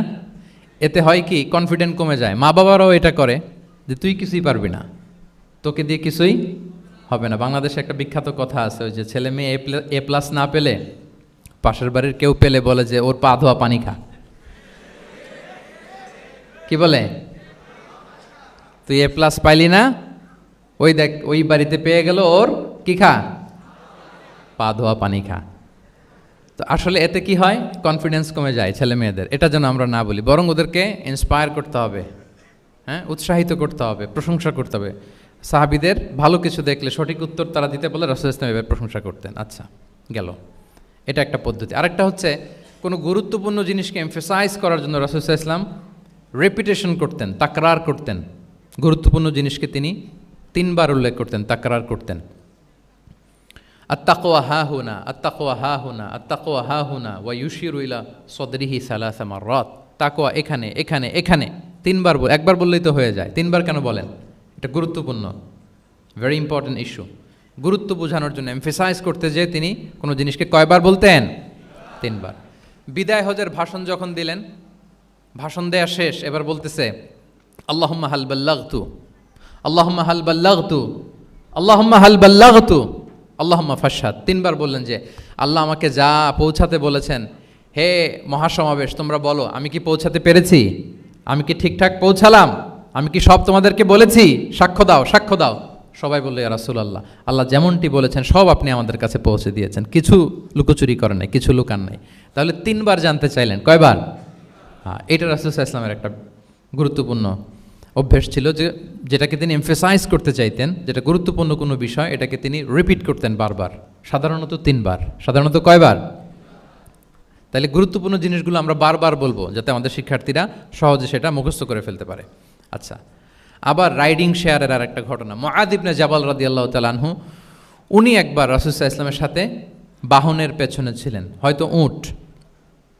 কুনতু রিদফান নবী, মুআয ইবনে জাবাল বলেন, আমি রাসূল সাল্লাল্লাহু আলাইহি ওয়াসাল্লামের পেছনে একবার বসা ছিলাম। তো তখন হঠাৎ করে রাসূল সাল্লাল্লাহু আলাইহি ওয়াসাল্লাম আমাকে ডাক দিলেন। রাসূল সাল্লাল্লাহু আলাইহি ওয়াসাল্লাম সামনে, মুআয ইবনে জাবাল পেছনে। হঠাৎ ডেকে বললেন, ইয়া মুআয ইবনে জাবাল, হে মুআয ইবনে জাবাল। তো তিনি বললেন খুব বিনয়ের সাথে, কুলতু লাব্বাইকা রাসূলুল্লাহি ওয়া সাআদাইক, মানে হে আল্লাহ রাসূল আমি হাজির, আমি প্রস্তুত। হে আল্লাহ রাসূল আপনি খালি অর্ডার করেন, বান্দা হাজির। আমরা এরকম বলি না মাঝে মাঝে বাংলায়? কি বলি? বান্দা হাজির, মানে আমি আছি আপনার খেদমত, আপনি বলেন। তো রাসূল ইসলাম বললেন, ইয়া মুআয ইবনে জাবাল লাব্বাইকা রাসূলুল্লাহি ওয়া সাআদাইক, ইয়া রাসূলুল্লাহ আমি হাজির। কিন্তু রাসূল ইসলাম কিছু বলেন না, কিছুই বলেন না। আবার যাচ্ছে, উট যাচ্ছে যাচ্ছে যাচ্ছে, কয়েক মিনিট পরে আবার ডাক দিলেন, ইয়া মুআয ইবনে জাবাল, হে মুআয। উনি একই কথা, লাব্বাইকা রাসূলুল্লাহ সাআদাইক, হে আল্লাহ রাসূল আমি হাজির, উপস্থিত। আবার ইয়া মুআয ইবনে জাবাল, হে মুআয। তিনি একই কথা বললেন, লাব্বাইকা রাসূলুল্লাহ। 3 বার বললেন, 3 বার মুআয ইবনে জাবাল একই উত্তর দিলেন। তার মানে ওনার আগ্রহটা বাড়াচ্ছেন। রাসূল সাল্লাল্লাহু আলাইহি ওয়াসাল্লাম একটা গুরুত্বপূর্ণ কথা বলবেন, এই কথাটা শোনানোর জন্য মুআয ইবনে জাবালের উনি কি করতেছেন? ভেতর থেকে কথা বুঝতেছেন আমার সবাই? আগ্রহটা আরও বাড়াচ্ছেন, আরও বাড়াচ্ছেন। যখন দেখলেন যে না, আগ্রহ একেবারে 100-এ 100, এখন বললে সে এটা রিসিভ করতে পারবে, কাজে দিবে, তখন তিনি বললেন যে মুআয তুমি কি জানো, হাল তাদরি মা হাক্কুল্লাহি আলাল ইবাদ, বান্দার উপর আল্লাহর হক কি জানো? তিনি বললেন আল্লাহু ওয়া রাসূলুহু আ'লাম, আল্লাহ রাসূল ভালো জানে। সাহাবাদের একটা বৈশিষ্ট্য ছিল, they are very down to earth, মানে আউট অফ হাম্বলনেস তারা বলতেন আল্লাহ রাসূল ভালো জানে। তো তিনি বললেন যে আল্লাহর বান্দার উপর আল্লাহর অধিকার হচ্ছে যে বান্দা কখনো আল্লাহর সাথে শিরক করবে না, এক আল্লাহর ইবাদত করবে। কিছুক্ষণ পরে আবার ইয়া মুআয ইবনে জাবাল, দেখেন কি স্টাইল, মানে রাজকীয় একটা স্টাইল। ইয়া মুআয ইবনে জাবাল, আবার তিনি লাব্বাইকা রাসূলুল্লাহ সাআদাই, হে আল্লাহর রাসূল আমি তো হাজির। তখন বললেন তুমি কি জানো আল্লাহর উপরে বান্দার হক কি? এতক্ষণ তো জানলা যে আল্লাহর হক কি, তুমি কি জানো যে আল্লাহর প্রতি বান্দার হক কি? আবার বললেন যে আল্লাহ রাসূলই ভালো জানেন। তখন রাসূল সাল্লাল্লাহু আলাইহি ওয়াসাল্লাম বললেন যে আল্লাহর হক যেমনি তুমি জানলে যে বান্দা আল্লাহর সাথে শরীক করবে না, এক আল্লাহর ইবাদত করবে, এটা যদি কোনো বান্দা করে তাহলে ওই বান্দাকে কখনো আল্লাহ শাস্তি দিবেন না। এটা হচ্ছে বান্দার হক। আল্লাহর কাছ থেকে সে এটা পাবে যে আনলা ইউআযিবাহুম, আল্লাহ তাআলা তাকে কখনো শাস্তি দিবেন না। তাহলে আপনারা বলেন তো, ওটে করে রাসূল সাল্লাল্লাহু আলাইহি ওয়াসাল্লাম যাচ্ছে, পেছনে কে বসা? হুট করে বলল মুআয একটা কথা শোনো, আল্লাহর হক হচ্ছে বান্দা আল্লাহর ইবাদত করবে, আর বান্দার হক হচ্ছে এটা করলে সে শাস্তি পাবে না। কথাটা যদি এমনি বলে দিত তাইলে কি এত এটা গুরুত্ব পাইতো? কথা বলেন, পাইতো?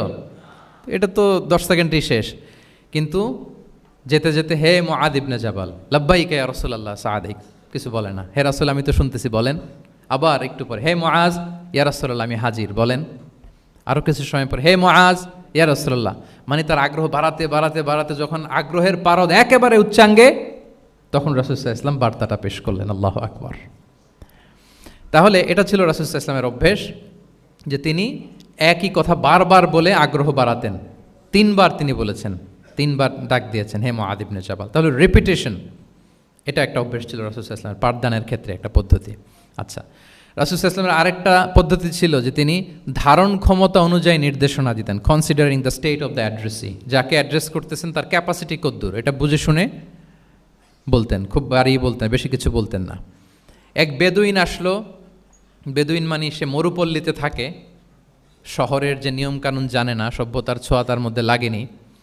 এসে বলল দুল্লানি আলা আমাল আমিলতুহু ইদা আমিলতুহু দাখালতুল জান্নাহ, হে নবী আপনি আমাকে এমন একটা আমল শিখায় দেন যেটা করলে আমি জান্নাতে যাব।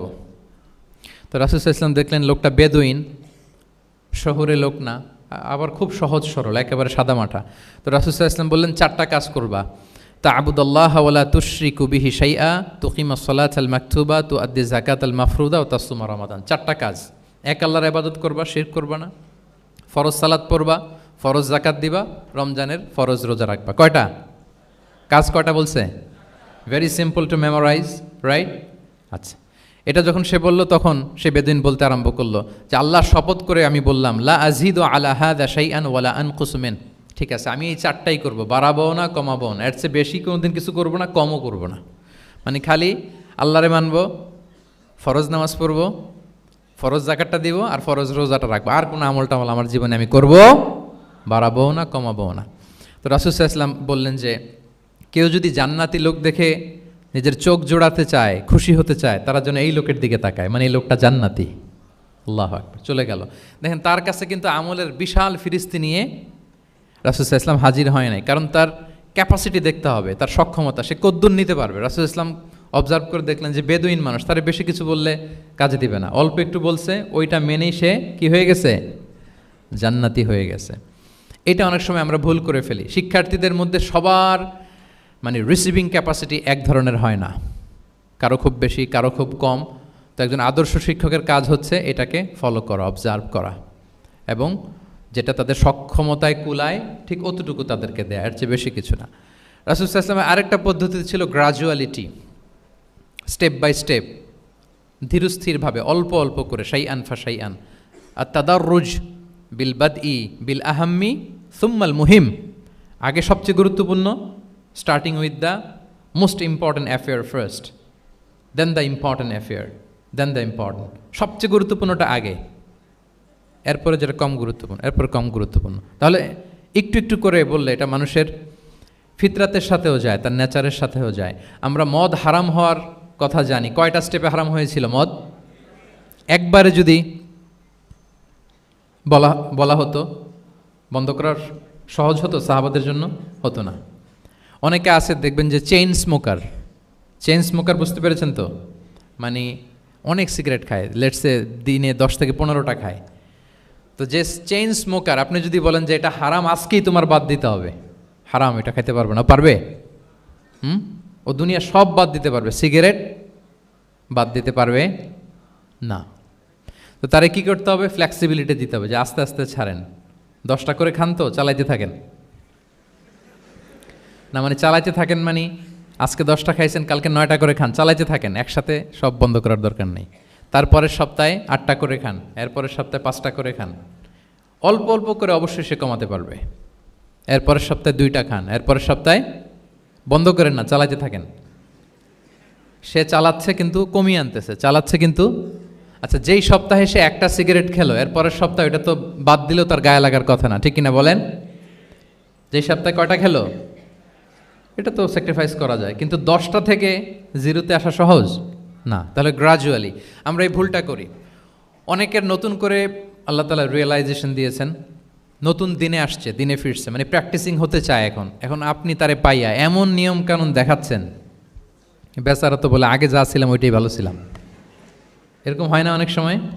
হ্যাঁ, ধরেন যে কোনো একজন নারী, সে হয়তো পর্দা মেনটেন করে না, একটু হিপ হপ স্টাইলে চলাফেরা করে, তো সে ভাবলো যে না, আমি তো অনেক ভুল করে ফেলছি, আমি সংশোধন হব, আমি প্র্যাকটিসিং হতে চাই। তা এখন যখন সে আপনার কাছে আসছে নাসিহাত নেওয়ার জন্য, আপনি যদি বলেন যে তোমার এই করতে হবে, বোরকা ঝুলাইতে হবে, হাত মোজা, পা মোজা, পারবে? এ বলবে আগে যা ছিলাম ভালোই ছিলাম।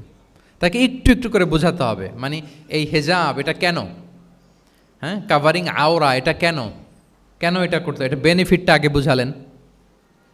যে Islam consider women as a queen, নারীকে ইসলাম কি হিসেবে কনসিডার করে? রানী হিসেবে। তো রানীর তো একটা ড্রেস কোড থাকবে, স্পেশাল পোশাক থাকবে, এগুলো বুঝাবেন। সে যাতে একটু নিজেকে গুছিয়ে চলে, শুরুর দিকে আপনি এই বার্তা দিতে পারেন যে একটু গুছিয়ে চলতে হবে।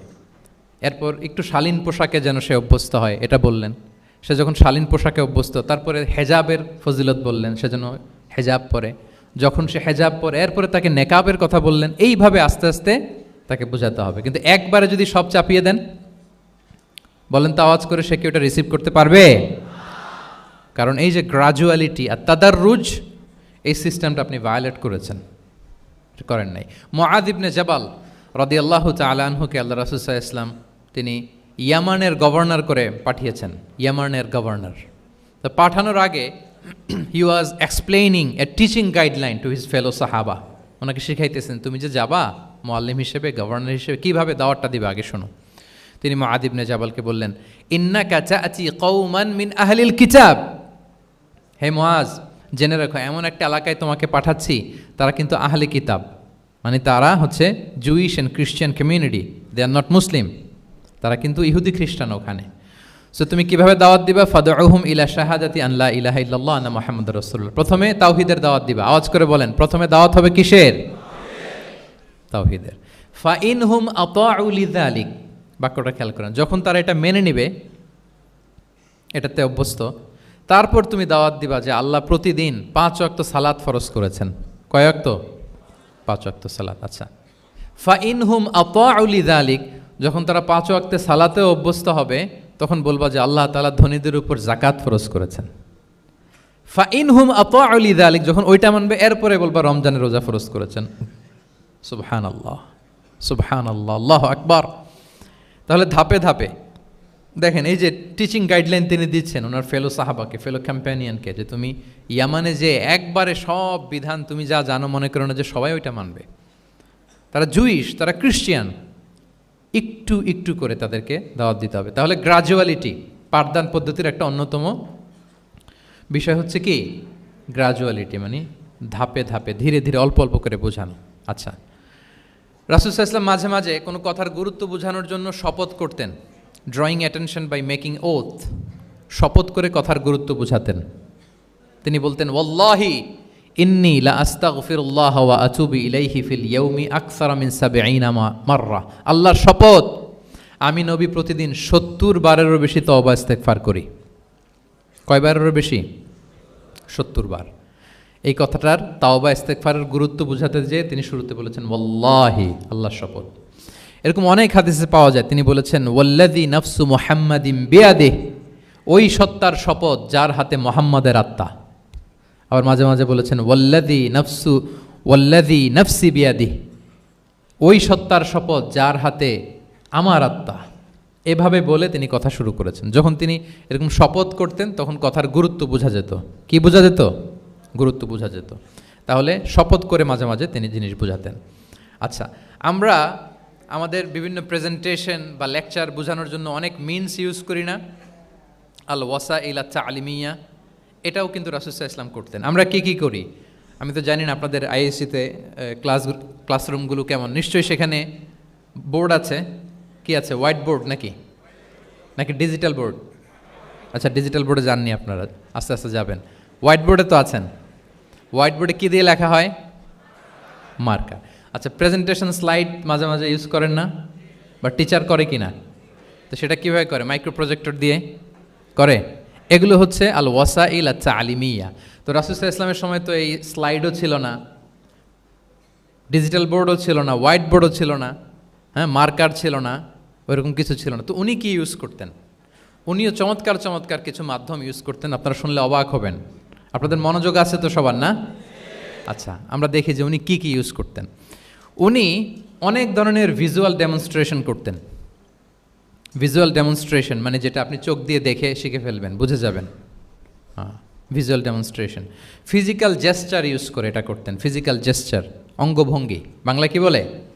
অঙ্গভঙ্গি। রাসূল সাল্লাল্লাহু আলাইহি ওয়াসাল্লাম, এটাতে তো আর কিছু আধুনিক বিজ্ঞান আইটি তো লাগতেছে না। কি বলেন? আমার হাত পা দিয়ে আমি একটা কিছু বোঝাচ্ছি। তো রাসূল সাল্লাল্লাহু আলাইহি ওয়াসাল্লাম কিন্তু এটা করতেন। একবার তিনি ইয়াতিমের রক্ষণাবেক্ষণ যারা করে তাদের মর্যাদা কত, ফজিলত কত, এটা বোঝাতে যে একবার তিনি বলতেছেন, আনা ওয়া কাফিলুল ইয়াতিমি ফিল জান্নাতি কাহাতাইন, আমি এবং এতিমের রক্ষণাবেক্ষণকারী জান্নাতে ঠিক এইভাবে থাকবো। এইভাবে থাকবো মানে খুব কাছাকাছি থাকবো। He will be my neighbour, very close neighbour. এবং বোঝাতে যে এই যে উস্তা আর সাব বাবা, দুই আঙ্গুল এভাবে, এই আঙ্গুল থেকে এই আঙ্গুলের দূরত্ব কতটুকু? 1 মাইল নাকি কত? একেবারে কাছে। এই আঙ্গুল থেকে আঙ্গুলের তেমন কোনো দূরত্বই নাই, মানে খুব কাছে। এটা দিয়ে তিনি বুঝালেন, আমি এবং এতিমের রক্ষণাবেক্ষণকারী ঠিক এভাবে থাকবো যেভাবে এই দুটো আঙ্গুল কাছাকাছি। আল্লাহু আকবার। তাহলে এই যে ফিজিক্যাল জেস্চার ইউজ করলেন কিনা, অঙ্গভঙ্গি, এটাকে বলে ভিজুয়াল ডেমনস্ট্রেশন। কি বলে? Visual demonstration. এবং রিসার্চাররা বলতেছেন যে approximately 80% of human learning comes through the visual demonstration. মানে আইজ দিয়ে, চোখ দিয়ে আমরা আমাদের শেখার 80% শিখে ফেলি। আমাদের শিখনের অলমোস্ট 80% আমরা দেখে দেখে শিখি। তাহলে রাসূল সাল্লাল্লাহু আলাইহি ওয়াসাল্লাম ভিজুয়াল ডেমনস্ট্রেশন করলেন, আনা ওয়া কাফিলুল ইয়াতীমি ফিল জান্নাতি কাহাতাইন। আচ্ছা, আরও দেখি হাদিসে এরকম আরও পাওয়া যায়। আমরা যে মুমিনরা ভাই ভাই, বিভিন্ন হাদিসে বিভিন্ন টেক্সটে রাসূল সাল্লাল্লাহু আলাইহি ওয়াসাল্লাম বলেছেন।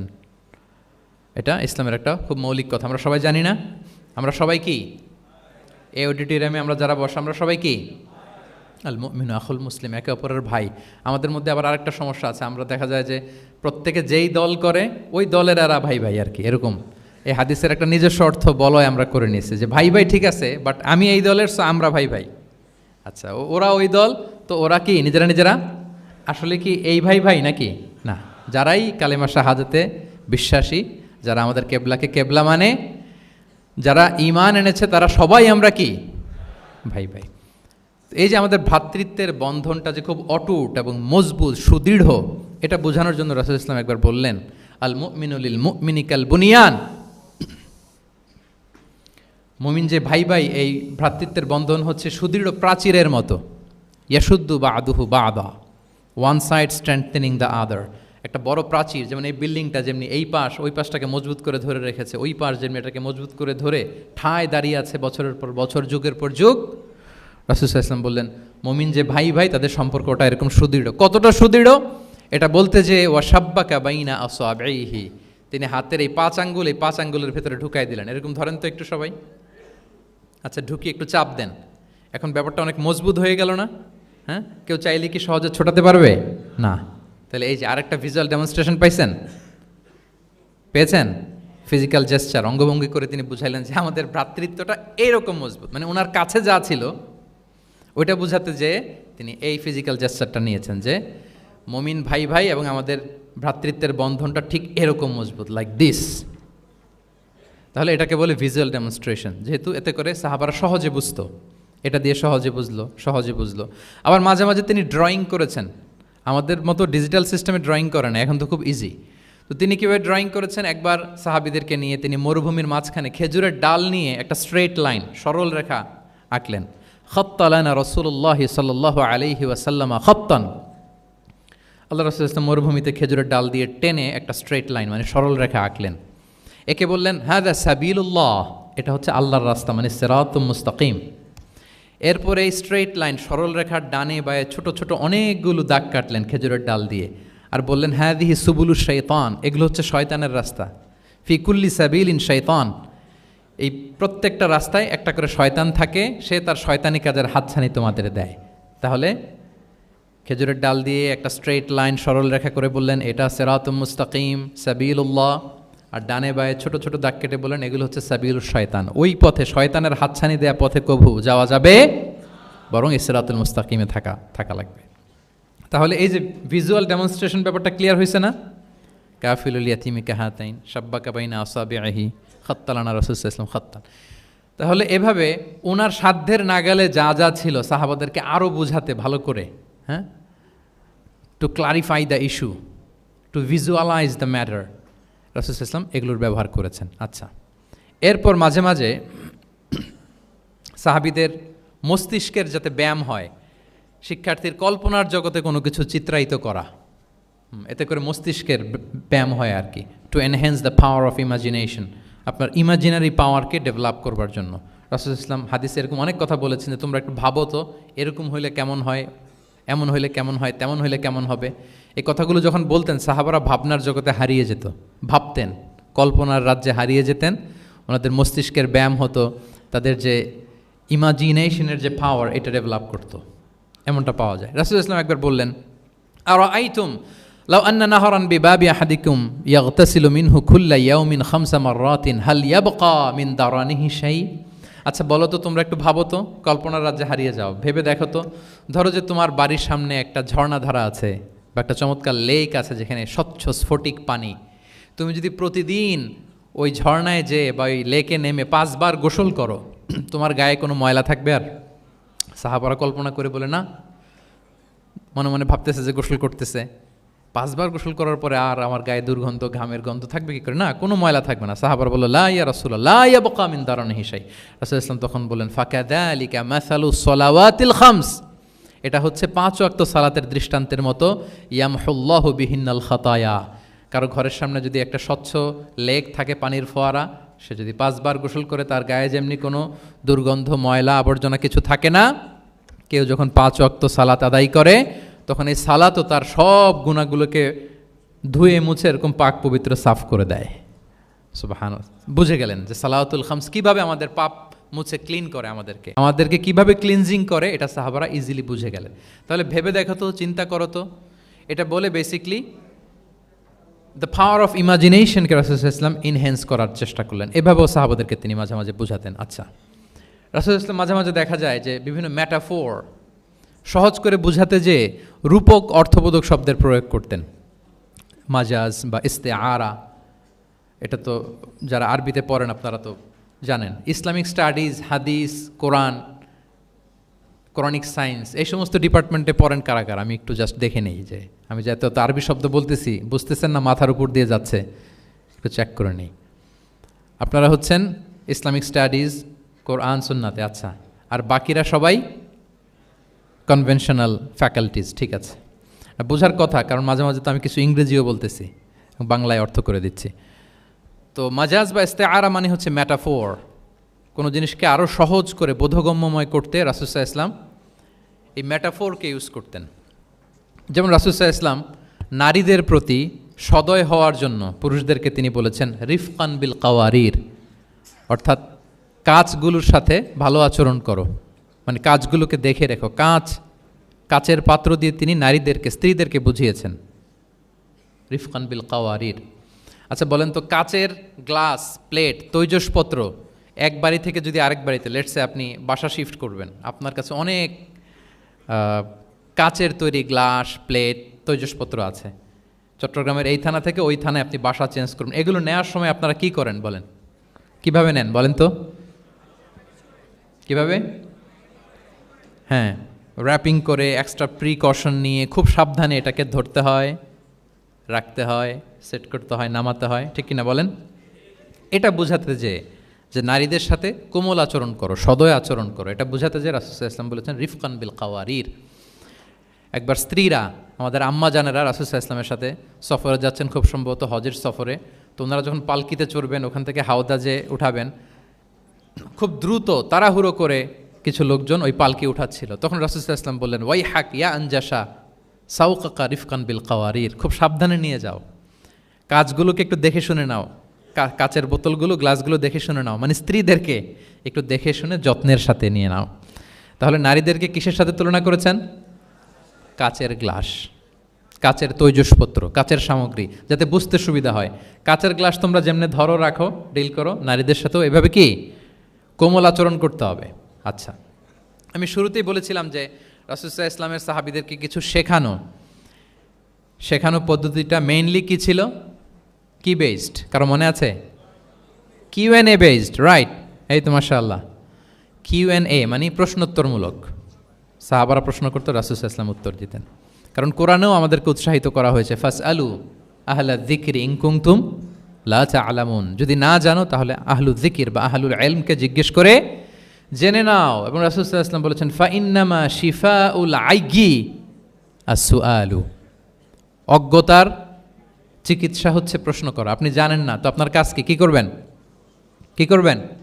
প্রশ্ন করবেন। আপনার টিচারকে প্রশ্ন করবেন, আপনার শায়েখকে কোশ্চেন করবেন, রিসার্চারকে আপনি বারবার কোশ্চেন করতে হবে। প্রশ্ন মানে তাকে জর্জরিত করতে, যত কোশ্চেন করবেন তত আপনি শিখতে পারবেন, যত কোশ্চেন করবেন তত আপনি শিখতে পারবেন। রাসূল সাল্লাল্লাহু আলাইহি ওয়াসাল্লাম এই পদ্ধতিটা সবচেয়ে বেশি অবলম্বন করতেন। কিছু নমুনা তো আমরা ইতিমধ্যে দেখেছি। আমরা আরও ভিতরে ঢুকি। রাসূল সাল্লাল্লাহু আলাইহি ওয়াসাল্লাম মাঝে মাঝে সাহাবীদেরকে প্রশ্ন করতেন, drawing attention of the listener by throwing question. প্রশ্ন ছুড়ে দেওয়ার মাধ্যমে ওনাদের মনোযোগ আছে না নাই এটা দেখতেন। এই যে মাঝে মাঝে আমি আপনাদেরকে জিজ্ঞেস করলে দেখা যায় যে আমি বুঝতে পারি যে আপনারা আমার সাথে আছেন না নাই। আপনাদের মনোযোগ আছে তো? আচ্ছা, ঠিক আছে, প্রশ্ন করবো একটু পরে। পুরো আলোচনা শেষে দিয়ে একটা প্রশ্ন করবো, দেখি কে কতটুকু মনে রাখতে পারলেন। তো রাসূল সাল্লাল্লাহু আলাইহি ওয়াসাল্লাম একবার প্রশ্ন করলেন সাহাবাদেরকে, তাদের অ্যাটেনশন যাতে গ্রো করে। তিনি বললেন যে ইন্না মিনা শাজারি শাজারাতান লা ইয়াসকুতু ওয়ারাকুহা মাসালুহা ইন্নাহা মাসালুল মুসলিম হাদ্দিসুনি মা হিয়া। তিনি সাহাবাদেরকে বললেন, সাহাবারা, এক ধরনের গাছ আছে যে গাছের পাতা কখনো ঝরে না। কি কখনো ঝরে না? আচ্ছা, এর দৃষ্টান্ত হচ্ছে মুসলিমের দৃষ্টান্তের মতো। হাদ্দিসুনি মা হিয়া, বলো তো এটা কোন গাছ? যখন বলছে কোন গাছ, সাহাবারা চলে গেছে অনেক দূরে। তারা মনে মনে ভাবছে এত সহজ প্রশ্ন তো রাসূল সাল্লাল্লাহু আলাইহি ওয়াসাল্লাম সহজ হলে তো আর জিজ্ঞেস করবে না, নিশ্চয়ই আনকমন কোনো গাছ। এবার ভাবতেছে, দেখি তো খাইবারে গেছিলাম, খাইবারের আশেপাশে কী গাছ আছে। ওই যে তাবুকে ঘুরে আসলাম, তাবুকের পথিমধ্যে ক্যাকটাস, গুলমলতা, আরবের কী গাছ, ঘুরতে ঘুরতে সবাই দেখেছে না ওগুলোর তো পাতা ঝরে।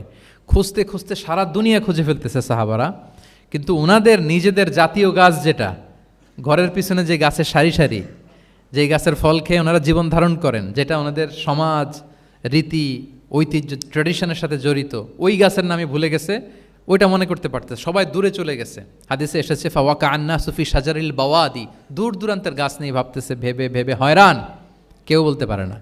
তখন বাধ্য হয়ে রাসূল সাল্লাল্লাহু আলাইহি ওয়াসাল্লামকে বলল, ইয়া রাসূলুল্লাহ, আপনি একটু আমাদেরকে বলে দেন যে ইয়া রাসূলুল্লাহ হাদ্দিসনা মা হিয়া, এটা কোন গাছ? তখন রাসূল সাল্লাল্লাহু আলাইহি ওয়াসাল্লাম বললেন, ইন্নাহা আন-নাখলা, খেজুর গাছ। খেজুর গাছের পাতা পড়ে না, ডাল টেনেও ছিঁড়া যায় না, খুব কষ্ট। তো এটার দৃষ্টান্ত মুসলিমের দৃষ্টান্তের ন্যায়। তাহলে কোনো সাহাবারা পারলেন না। পরবর্তীতে হাদিসের যিনি বর্ণনাকারী আব্দুল্লাহ ইবনে ওমর তখন ছোট ছিলেন, বাড়িতে যাওয়ার পথে ওমর রাদিয়াল্লাহু তাআলা আনহুকে বলতেছেন যে, বাবা, আব্বা, এটা যে খেজুর গাছ আমার কিন্তু মাথায় আসছিল। তোমারে ফারুক বলেন, বলো কি, তোমার মাথায় আসছিল, তুমি বললে না কেন?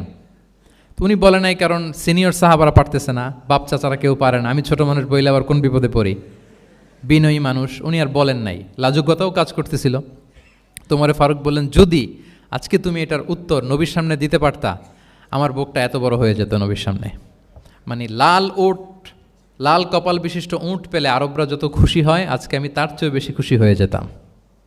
তাহলে ওমরে ফারুক রাদিয়াল্লাহু তাআলা আনহু, ওনার ছেলে আব্দুল্লাহ ইবনে ওমর, উনি এটার উত্তর ধরতে পারছেন, কিন্তু উনি বলেন নাই। তাহলে দেখেন রাসূল সাল্লাল্লাহু আলাইহি ওয়াসাল্লাম এরকম কোশ্চেন করতেন। কোশ্চেন করে তারপরে উত্তরটা বলতেন, এতে আর মানুষ ভুলে না। বাংলা একটা কথা আছে যে শিখেছ কোথায়, ঠেকেছি যেথায়। জিজ্ঞেস করছে পারি না মনে আসে না, হঠাৎ করে যখন উত্তরটা বলে এইটা যেরকম মনে থাকে আজীবন, অন্য কিছু থাকবে না। একটু যদি ঠেকে ঠেকে পারতেছি না বুঝতেছি না, এরপর যখন বুঝায় দেওয়া হয় ভালো করে শিখে নেই, এইটা আজীবন মনে থাকে ব্রেইনে। এই পদ্ধতিটা রাসূল সাল্লাল্লাহু আলাইহি ওয়াসাল্লাম অবলম্বন করতেন। প্রশ্ন করে অপারক করে দিতেন, কেউ পারে না, এরপর রাসূল সাল্লাল্লাহু আলাইহি ওয়াসাল্লাম বুঝিয়ে বলতেন, সবার একেবারে ব্রেইনের মধ্যে মস্তিষ্কে এটা গেঁথে যেত। তাহলে প্রশ্ন ছুটতেন। আচ্ছা, এরকম অনেক হাদিস আপনারা পাবেন রাসূল সাল্লাল্লাহু আলাইহি ওয়াসাল্লাম প্রশ্ন করে তারপরে উত্তর দিয়েছেন। আতাদরুনা মাল গীবা, তোমরা কি জানো গীবত কি? সাহাবারা বলে আল্লাহ রাসূল ভালো জানেন। যিকরাকা আখাকা বিমা ইয়াকরা, বলে দিলেন। আতাদরুনা মানিল মুফলিস, তোমরা কি জানো মুফলিস কে? এইভাবে প্রশ্ন করতে করতে সাহাবাদেরকে শিখাতেন। আচ্ছা, আল্লাহ রাসূল সাল্লাল্লাহু আলাইহি ওয়াসাল্লামের আরেকটা অভ্যেস ছিল প্রশ্নের পিঠে প্রশ্ন ছুড়ে দেওয়া। মানে কোনো সাহাবী যদি প্রশ্ন করতো, রাসূল সাল্লাল্লাহু আলাইহি ওয়াসাল্লাম তো উত্তর দিয়ে জানিয়ে দিতেন। মাঝে মাঝে জানিয়ে না দিয়ে প্রশ্নের পিঠে আবার উনি কী করতেন? প্রশ্ন ছুড়ে দিতেন। এটাও পাওয়া যায়। আচ্ছা, এক সাহাবী এসে বলল, ইয়া রাসূলাল্লাহ মাতা সাআ, হে নবী কিয়ামত কখন হবে? রাসূল সাল্লাল্লাহু আলাইহি ওয়াসাল্লাম কখন হবে উত্তর না দিয়ে প্রশ্ন করলেন, ওয়া মাযা আ'দাততা লাহা, কিয়ামতের তোমার কি প্রিপারেশন আগে ওইটা বলো। কিয়ামত কবে হবে জানার জন্য এত ব্যতিব্যস্ত, আগে বলো হোয়াটস ইউর প্রিপারেশন ফর কিয়ামা, তোমার কি প্রস্তুতি। তাইলে আরেকটা প্রশ্ন, প্রশ্নের বিপরীতে উনি উত্তর না দিয়ে উনি আবার কি করলেন? সবাই বলুন তো, উনি আবার কি করলেন? উনি নিজে আবার প্রশ্ন করলেন। তুমি জিজ্ঞেস করলে কিয়ামত কবে, তুমি বলো কিয়ামতের প্রিপারেশন কি নিচ্ছ বলো। তো সে বলে যে লা শাই ইয়া রাসূলুল্লাহ, আমার কোনো প্রিপারেশন নাই, ইল্লা আন্নী উহিব্বুল্লাহ ওয়া রাসূলা, শুধু একটা জিনিসই আছে যে আমি আল্লাহ এবং আল্লাহর রাসূলকে ভালোবাসি। রাসূল সাল্লাল্লাহু আলাইহি ওয়াসাল্লাম বললেন, আনতা মা আমান আহবাবতা, তুমি যাদেরকে ভালোবাসো তাদের সাথেই জান্নাতে থাকবে। আল্লাহ আল্লাহ রাসূলকে ভালোবাসো, তাদের সাথে তুমি কই থাকবে? জান্নাতে থাকবে। তাহলে প্রশ্নের পিঠে প্রশ্ন ছুড়ে দেওয়া। এরপর একই প্রশ্নের জবাবে ভিন্ন ভিন্ন জনকে ভিন্ন ভিন্ন উত্তর দিয়েছেন রাসূল সাল্লাল্লাহু আলাইহি ওয়াসাল্লাম। এটাকে এডুকেশনের ভাষায় বলে পার্সোনালাইজেশন। কি বলে? মানে যার যেটা লাগবে। শিক্ষক ভালো বুঝে, কয়েকটা ক্লাস নিলে উনি বুঝে ফেলে যে কার রিসিভিং ক্যাপাসিটি কতদূর, কার কোনটাতে ঘাটতি, কার কোনটাতে সমস্যা। একজন আদর্শ শিক্ষক, একজন চৌকস শিক্ষক, তিনি খুব সহজে এটা ধরে ফেলেন। তো রাসূল সাল্লাল্লাহু আলাইহি ওয়াসাল্লাম he was a very good observer. তিনি বুঝে ফেলতেন যে কার কোনটায় ঘাটতি, ফলে একই প্রশ্নের উত্তর উনি এক একজনকে এক একভাবে দিতেন। কেন? Based on the need of the addressee, যার যেটা দরকার ওইটার উপর গুরুত্ব আরোপ করে, যার যেটাতে ঘাটতি আছে সেটাতে গুরুত্ব আরোপ করে তিনি এক একজনকে কী করতেন? এক এক রকম উত্তর। অনেক সাহাবারা এরকম প্রশ্ন করেছেন যে আইয়ুল আমালি আফদাল ইয়া রাসূলুল্লাহ, সবচেয়ে শ্রেষ্ঠ আমল কোনটা? তিনি এক একজনকে এক একটা বলেছেন। কখনো বলেছেন যে আল্লাহর উপর ঈমান আনা, আল ঈমানু বিল্লাহি ওয়াহদা। কাউকে বলেছেন যে আল জিহাদ ফি সাবিলিল্লাহ, কাউকে বলেছেন আস-সালাতু ফি ওয়াক্তিহা, অন টাইমে সালাত পড়া। তার মানে যার যেটাতে ঘাটতি ছিল। কাউকে বলেছেন বিররুল ওয়ালিদাইন, কারণ তিনি দেখেছেন তার সাথে তার মা বাবার সম্পর্কে একটু ঘাটতি আছে, তারা এটা বলি, কারণ সবগুলোই ভালো কাজ, সবগুলোই কি ভালো কাজ। তাহলে যার যেটাতে ঘাটতি আছে সেটাতে গুরুত্ব আরোপ করা, এটা রাসূল সাল্লাল্লাহু আলাইহি ওয়াসাল্লাম করেছেন। মাঝে মাঝে রাসূল সাল্লাল্লাহু আলাইহি ওয়াসাল্লাম সাহাবীদেরকে মানে শিক্ষার্থীদেরকে উত্তর জানার জন্য ব্যাপকভাবে আগ্রহী করে তুলতেন। হ্যাঁ, এটাকে আরবিতে বলে তাশওয়িকুস সামিঈন ইলা মা'রিফাতিল জাওয়াব, উত্তর শোনানোর জন্য আগ্রহী করে তোলা। সেক্ষেত্রে মাঝে মাঝে তিনি একটা দুটো শব্দ ইউজ করতেন। কীরকম? যেমন আওয়ালা আদুল্লুকুম, অথবা আলা উখবিরুকুম, আমি কি তোমাদের বলবো না? এটা বললে সাহাবারা বলতেন বলেন বলেন ইয়া রাসূলুল্লাহ, অবশ্যই বলবেন, বালা ইয়া রাসূলুল্লাহ। আওয়ালা উখবিরুকুম, আমি কি তোমাদের জানিয়ে দিব না? সাহাবারা বলতেন ইয়া রাসূলুল্লাহ, অবশ্যই আপনি আমাদের জানিয়ে দিবেন। যেমন তিনি বললেন যে কেউ জান্নাতে যাবে না মুমিন হওয়া ছাড়া, কেউ ইমানদার হতে পারবে না যতক্ষণ না একে অপরকে তোমরা ভালো না বাসো। তাহলে তো এটা গুরুত্বপূর্ণ বিষয়। একে অপরকে ভালো না বাসলে নাকি মুমিনই হওয়া যাবে না, আর মুমিন না হলে তো জান্নাতেই যাওয়া যাবে না। তখন রাসূল সাল্লাল্লাহু আলাইহি ওয়াসাল্লাম বললেন আওয়ালা আদুল্লুকুম আলা শাইইন ইযা ফাআলতুমুহু তাহাবাবতুম, আমি কি তোমাদেরকে বলবো না এমন একটা আমলের কথা যেটা করলে তোমাদের পারস্পরিক হৃদ্যতা বাড়বে, ভালোবাসা বাড়বে? তখন তিনি বললেন সেটা কি? আফশুস সালামা বাইনাকুম, তোমাদের মাঝে ব্যাপক সালামের প্রসারণ করো, সালামের প্রসার করো, একে অপরকে বেশি বেশি সালাম দাও। ব্যাপারটাকে এইভাবে প্রেজেন্ট না করে উনি যদি বলতেন সাহাবারা বেশি বেশি সালাম দিও, এটা সওয়াবের কাজ অনেক।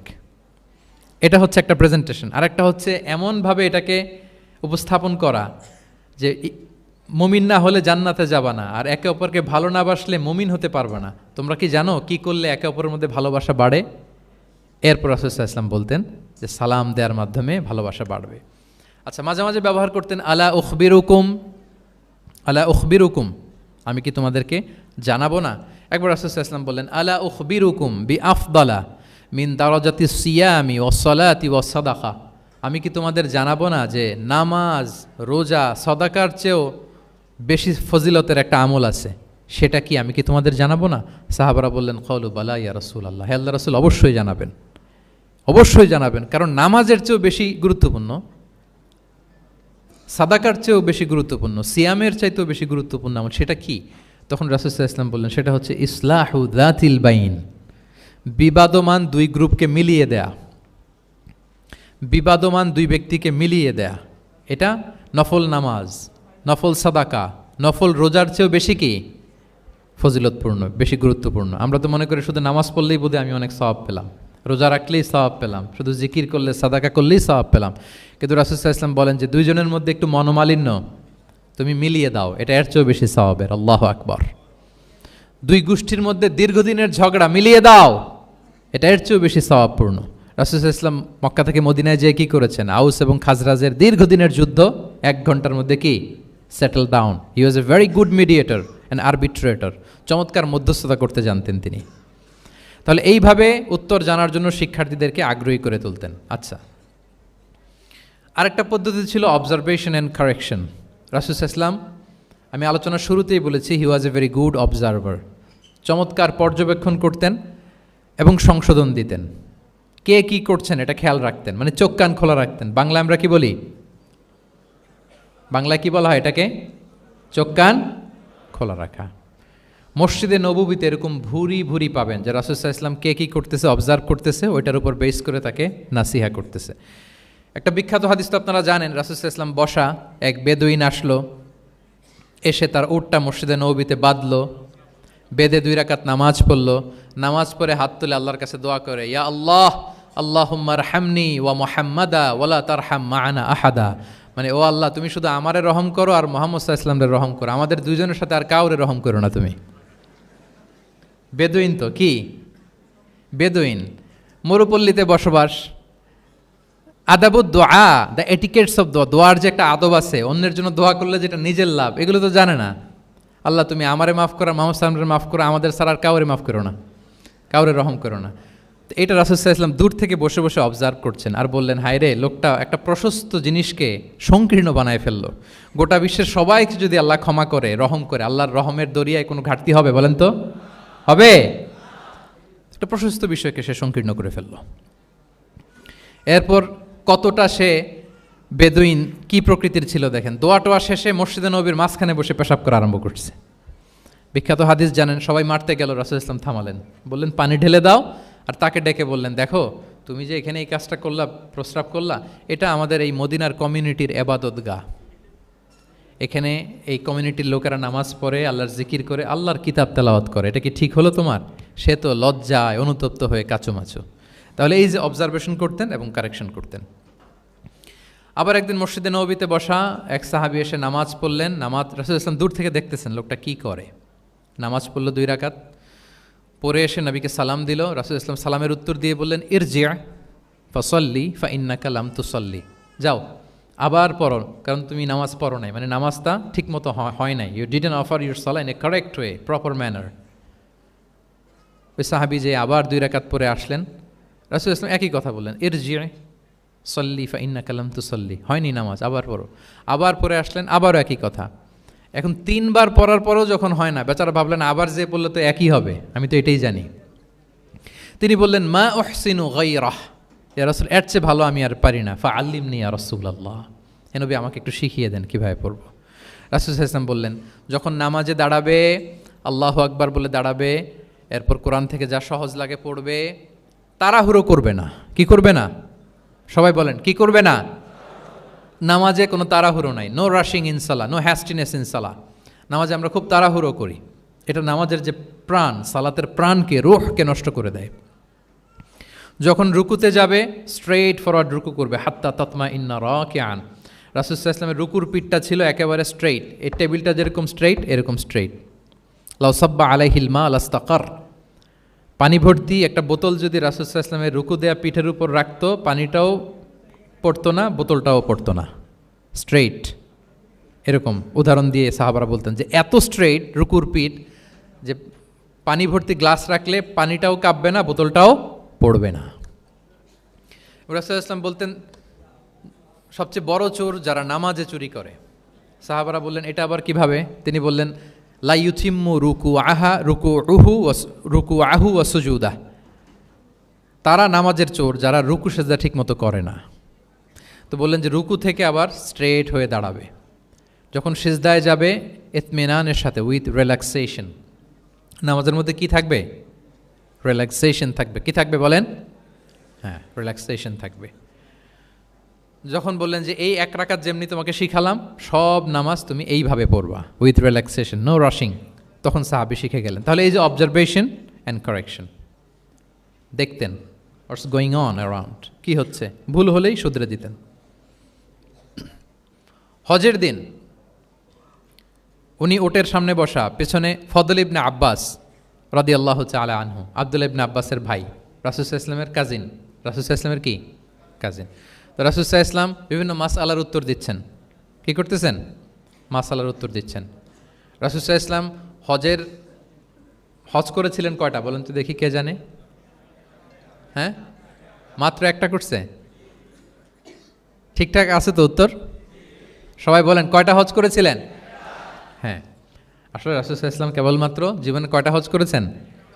একটা হজ করেছেন, 4টা উমরা করেছেন। আচ্ছা, এবার যেহেতু একটা হজ করেছেন, মানুষের অনেক ভুল হয়ে যাওয়া তো খুব স্বাভাবিক। কি বলেন? স্বাভাবিক না? স্বাভাবিক। ফলে 10 জিল হজ, যেটা ভেরি হ্যাকটিক ডে, একদিনে অনেক কাজ করতে হয়, 5টা কাজ। জামরায় স্টোনিং করতে হয়, পাথর মারো, স্লটার করো, প্রাণী জবাই করো, মাথার চুল ফেলে দাও, আবার চলে যায় মক্কায়, ফরজ তাওয়াফ করো, সাই করো, ফিরে আসো। তো এই যে 5টার সিকোয়েন্স অনেকে রাখতে পারে না, ভুল করে ফেলে। এখন 1400 বছর পরে মুআল্লিমরা এত তালিমের পরেও আমরা ভুল করে ফেলি। তাহলে ওই সময় কি হয়েছিল বলেন? ওটা ছিল প্রথম হজ।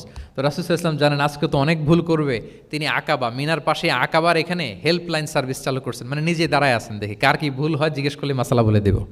সুবহানাল্লাহ। তো এসে একজন বলে যে ইয়া রাসূলুল্লাহ, আমি তো ওই আগে কুরবানি পরে চুল কাটা, আমি আগে চুল কেটে ফেলছি। রাসূল সাল্লাল্লাহু আলাইহি ওয়াসাল্লাম বলে ইফআল ওয়ালা হারাজ, ওকে, কোনো সমস্যা নেই, যাও। আরেকজন এসে বলে আমি তো আগে এটা করছি। ওই দিন যাই নবীকে জিজ্ঞেস করা হয়েছে, নবী সাল্লাল্লাহু আলাইহি ওয়াসাল্লাম ফ্লেক্সিবিলিটি দিয়ে দিয়েছেন, বলে করো, অসুবিধা নাই। তো ওই যে দাঁড়িয়ে তিনি মাসালা বলতেছেন, পেছনে ছিল ফদল ইবনে আব্বাস, ছোট ছোট সাহাবী, তরুণ। তো খাসাআম গোত্রের এক নারী আসছিল একটা মাসালা জিজ্ঞেস করতে, and she was a very beautiful lady, বেশ সুন্দরী ছিল। তো এসে রাসূল সাল্লাল্লাহু আলাইহি ওয়াসাল্লামকে যখন প্রশ্ন করতেছে, ফদল ইবনে আব্বাস ওই নারীর দিকে তাকায় আছে, এবং ওই নারীও ফদল ইবনে আব্বাসের দিকে তাকায় আছে। রাসূল সাল্লাল্লাহু আলাইহি ওয়াসাল্লাম উত্তরও দিচ্ছেন, আবার খেয়াল করতেছেন যে চোখাচোখি হয়ে যাচ্ছে।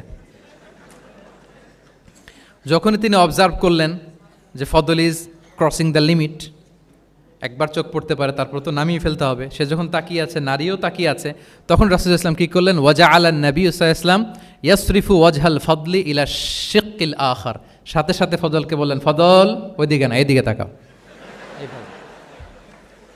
এটা সরাসরি হাদিসের অনুবাদ করে শোনাচ্ছি, আমার পক্ষ থেকে না, এবং বুখারীর হাদিস। ফাজআলা ইয়াসরিফু ওয়াজহাল ফদলি, ফদল ইবনে আব্বাসের চেহারাটা রাসূল সাল্লাল্লাহু আলাইহি ওয়াসাল্লাম ঘুরিয়ে ফেললেন যে ফদল ওইদিকে তাকানো যাবে না, এদিকে তাকাও। ফদল রাদিয়াল্লাহু তাআলা আনহু নিজেকে সামলে নিলেন। এই যে this is the point, observation. এটা কি বলে? Observation and correction. রাসূল সাল্লাল্লাহু আলাইহি ওয়াসাল্লাম he was a very good observer, what's going on around, কী চলতেছে সব দিকে চোখ কান খোলা। বাংলায় কি বলে? বাংলায় বললে বুঝবেন ভালো, চোখ কান খোলা রাখতে হবে। তো রাসূল সাল্লাল্লাহু আলাইহি ওয়াসাল্লাম খেয়াল করলেন এবং ওনার চেহারা ঘুরিয়ে দিলেন। এভাবে তিনি কেউ ভুল করলে শুধরে দিতেন। এবং শুধরে দেওয়ার আরেকটা নিয়ম রাসূল সাল্লাল্লাহু আলাইহি ওয়াসাল্লাম, আল্লাহু আকবার, অনেক পয়েন্টস এখানে, যে কীভাবে তিনি অন্যের ভুল শুধরাতেন। কিভাবে ভুল শুধরাতেন? আমরা কিভাবে ভুল শুধরাই? বাংলাদেশের যে টেন্ডেন্সি, কেউ ভুল করলে আর মাইক্রোফোন যদি পাই যে মাহফিলে, এইবার তো পাইছি ওই বেটারে, ও কাফের, ওর দাদা কাফের, ওর 14 গোষ্ঠী কাফের, ও মারা যাওয়ার পরে যেখানে কবর দিবে ওই কবরের উপর যে ঘাস উঠবে, ওই ঘাস যে গরু খাবে, ওই গরুর দুধ যে খাবে ও কাফের।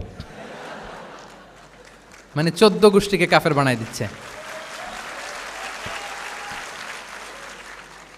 আমি জাস্ট সিনারিওটা আপনাদের সাথে শেয়ার করি যে নিয়ম হচ্ছে কি, লেটস সে আমার একজন কো স্পিকার কোনো কিছু একটা ভুল করে ফেলছে, তার জানা নাও থাকতে পারে, আবার আমারও একটা জিনিস জানা নাও থাকতে পারে।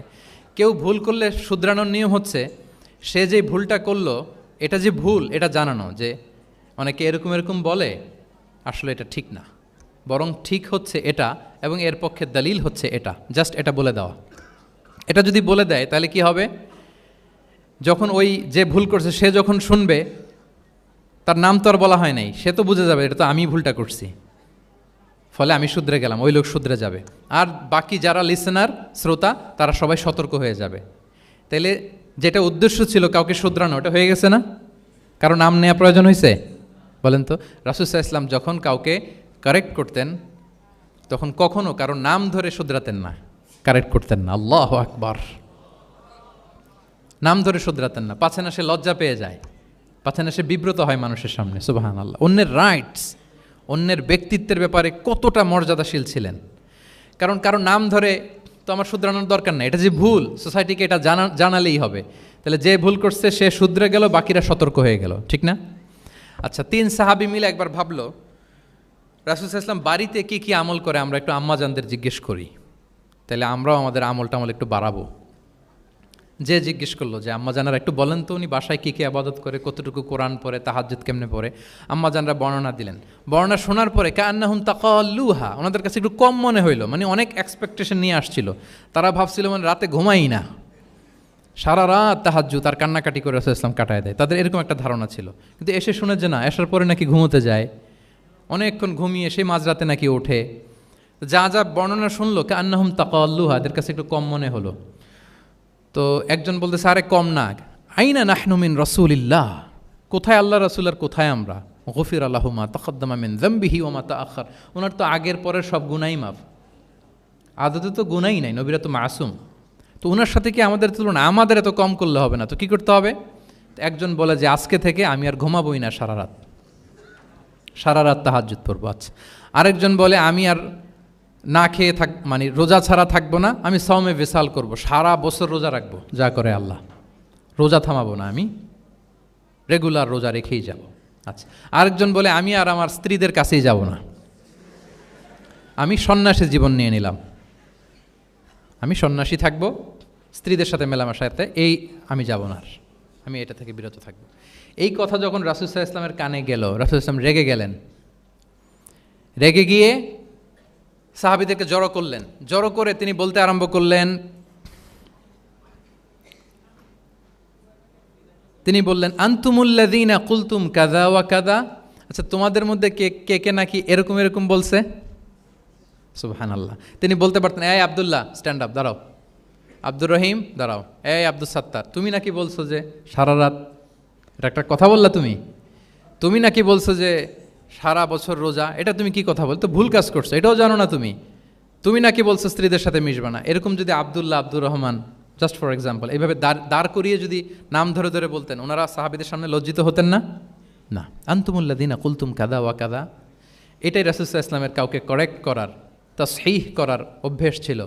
মা বালু আকওয়ামিন ইয়াকুলুনা কাযা ওয়া কাযা, মাঝে মাঝে বলতেন মা বালু আকওয়ামিন ইয়াফআলুনা কাযা ওয়া কাযা, তোমাদের মধ্যে কেউ কেউ নাকি এমনটা বলে, তোমাদের মধ্যে কেউ কেউ নাকি এমনটা করে।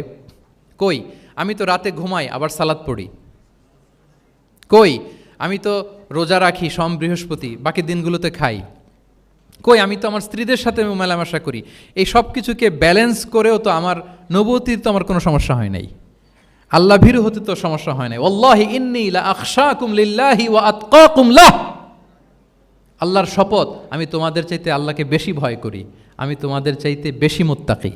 তারপরেও এরকম ব্যালেন্সড লাইফ লিড করাতে আমার তো কোনো সমস্যা হয় নাই, তোমাদের কেন সমস্যা হলো, তোমরা এটা কোথায় পেলে? ফামান রাগিবা আন সুন্নতি ফালাইসা মিন্নি, জেনে রাখো আমি যে স্ট্যান্ডার্ড ঠিক করে দিয়েছি এটাই সর্বশ্রেষ্ঠ ইবাদত, এর বাইরে যে কেউ যদি কিছু করে আমার সুন্নতের বাইরে, সে আমার দলভুক্ত হতে পারবে। সুবহান। এরকম যখন ধমক দিয়ে শাসিয়ে দিলেন, যেই 3 জন সাহাবী এই কথা বলছিল ওনারা তো শুধরে গেলেন, ওনারা তো টের পাচ্ছেন যে এগুলো আমাদের কি বলতেছে, ওনারা টের পাচ্ছেন না, শুধরে গেলেন, আর বাকিরা সতর্ক হয়ে গেলেন। আল্লাহু আকবার। সো এটা হচ্ছে কারেক্ট করার নিয়ম। এখন আমরা কি করি, কেউ একটা ভুল করলে তখন তাকে ধরি, তার 14 পুরুষ নিয়ে কথা বলি, তার ব্যাপারে যদি আমার কোনো তিক্ত অভিজ্ঞতা থাকে, ঝাল মেটানোর একটা সুযোগ পেলাম, আমি ঝাল মেটাই, তাকে ছোট করি, হেয় করি। হেন কোনো কথা নাই যে আমি বলি না। একটাও কি রাসূল সাল্লাল্লাহু আলাইহি ওয়াসাল্লামের সুন্নাহর মধ্যে পড়ে? বলেন তো না। তাহলে মন গড়া পদ্ধতিতে আমরা কাউকে সংশোধন করতে চাচ্ছি না।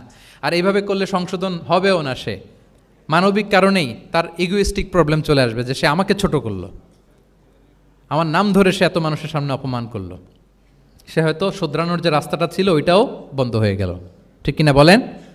তাহলে রাসূল সাল্লাল্লাহু আলাইহি ওয়াসাল্লাম এভাবে শুধরাতেন। আর তামিম ফি তাসওয়িবিল আখতা, কারো ভুল শুধরাতে গেলে ইন জেনারেলি শুধরাতেন।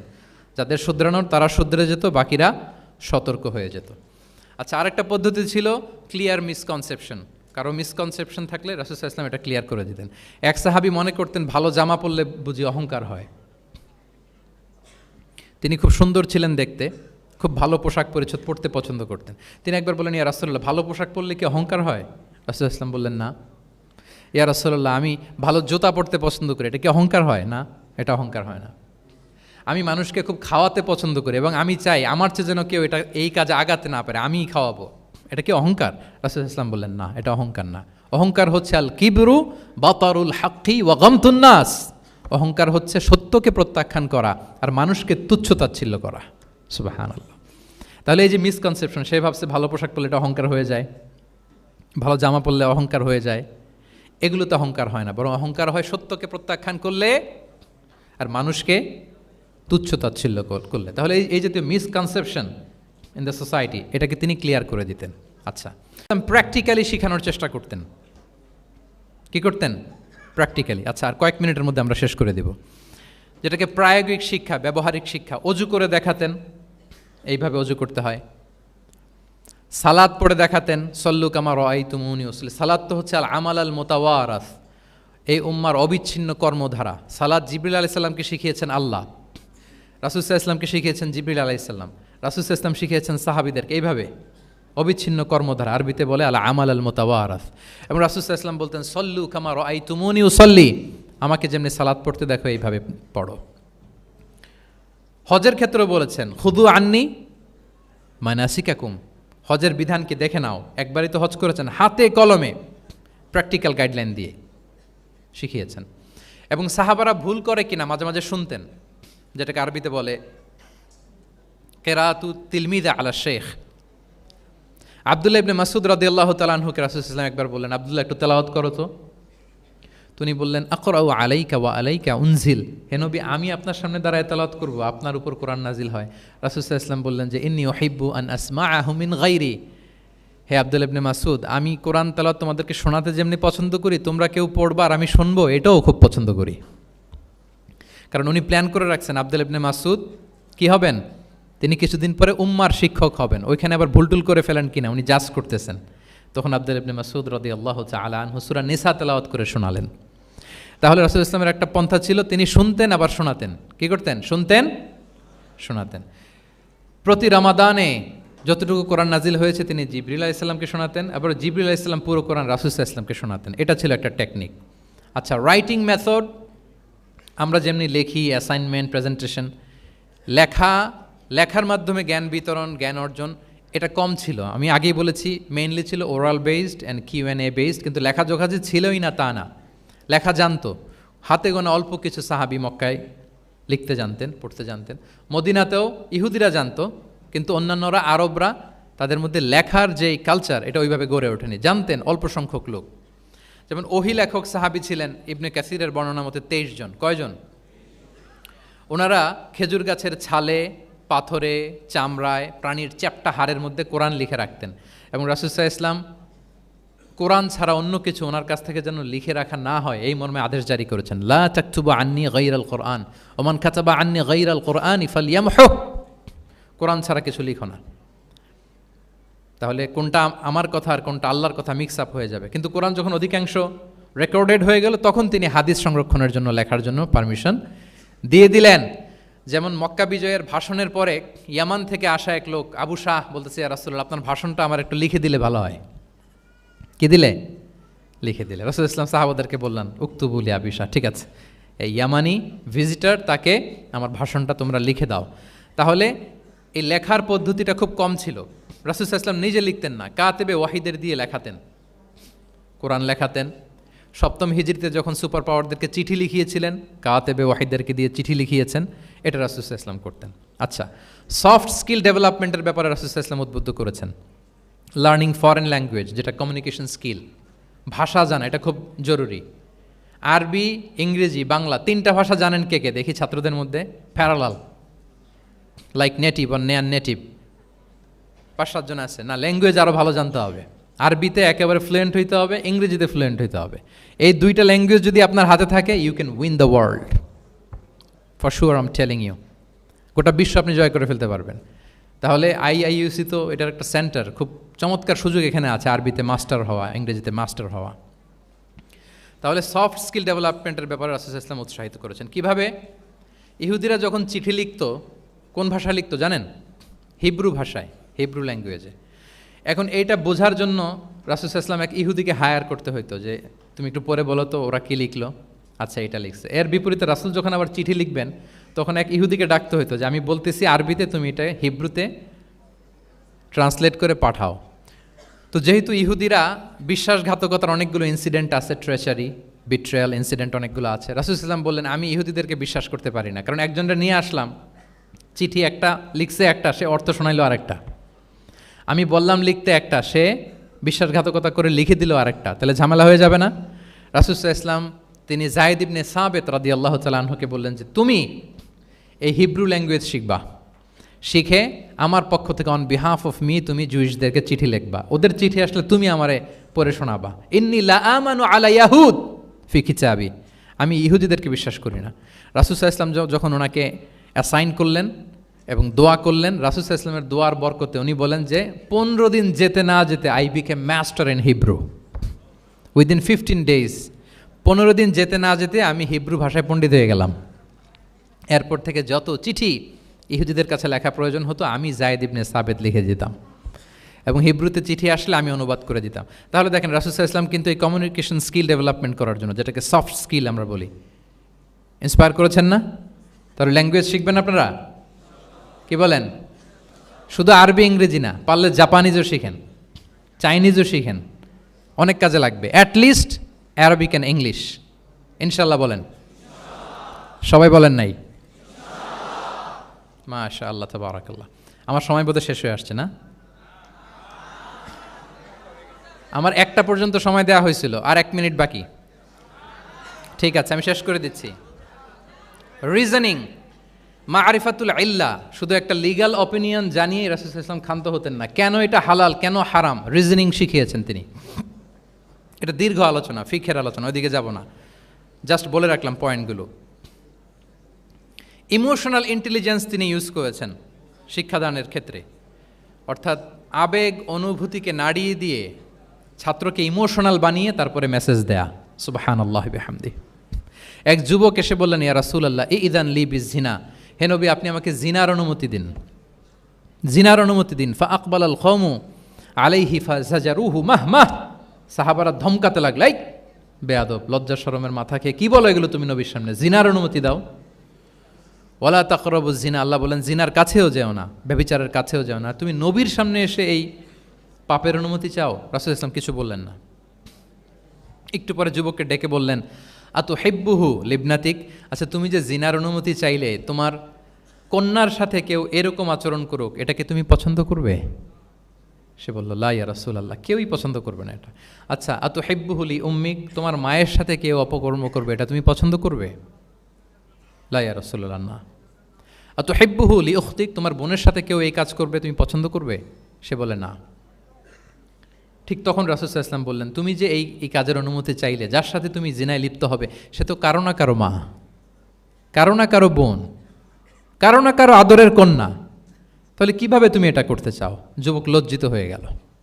এত লজ্জিত হলো, রাবি বলতেছে ফালাম ইয়াকুন বা'দা যালিকাল ফাতা ইয়ালতাফিতু ইলা শাই, ওই রাবি বলতেছে এরপরে কোনোদিন এই যুবকরা ডানে বায়ে তাকাতেও দেখি নাই, স্ট্রেইট হাঁটতো। সুবহানাল্লাহ।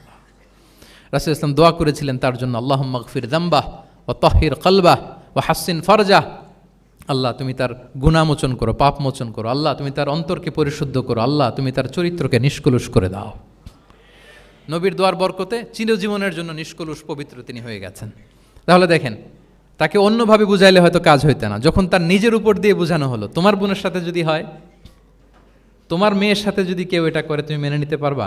এটাকে বলে ইমোশনাল ইন্টেলিজেন্সকে কাজে লাগিয়ে মানুষের আবেগ অনুভূতিকে নাড়িয়ে দিয়ে teaching by touching the heart, teaching by touching the emotions. মানুষের ইমোশনে টাচ করে যখন আপনি শিখাবেন, ওই শিক্ষা সে জীবনেও ভুলবে, ওই যে শুদ্ধাচার আসবে, ওই যে আত্মশুদ্ধি হবে। ওর ইবনে আবি সালামা তিনি বলেন, একবার রাসূল সাল্লাল্লাহু আলাইহি ওয়াসাল্লামের কোলে বসে, ছোটবেলায় কোলে বসার সৌভাগ্য আমার হয়েছিল।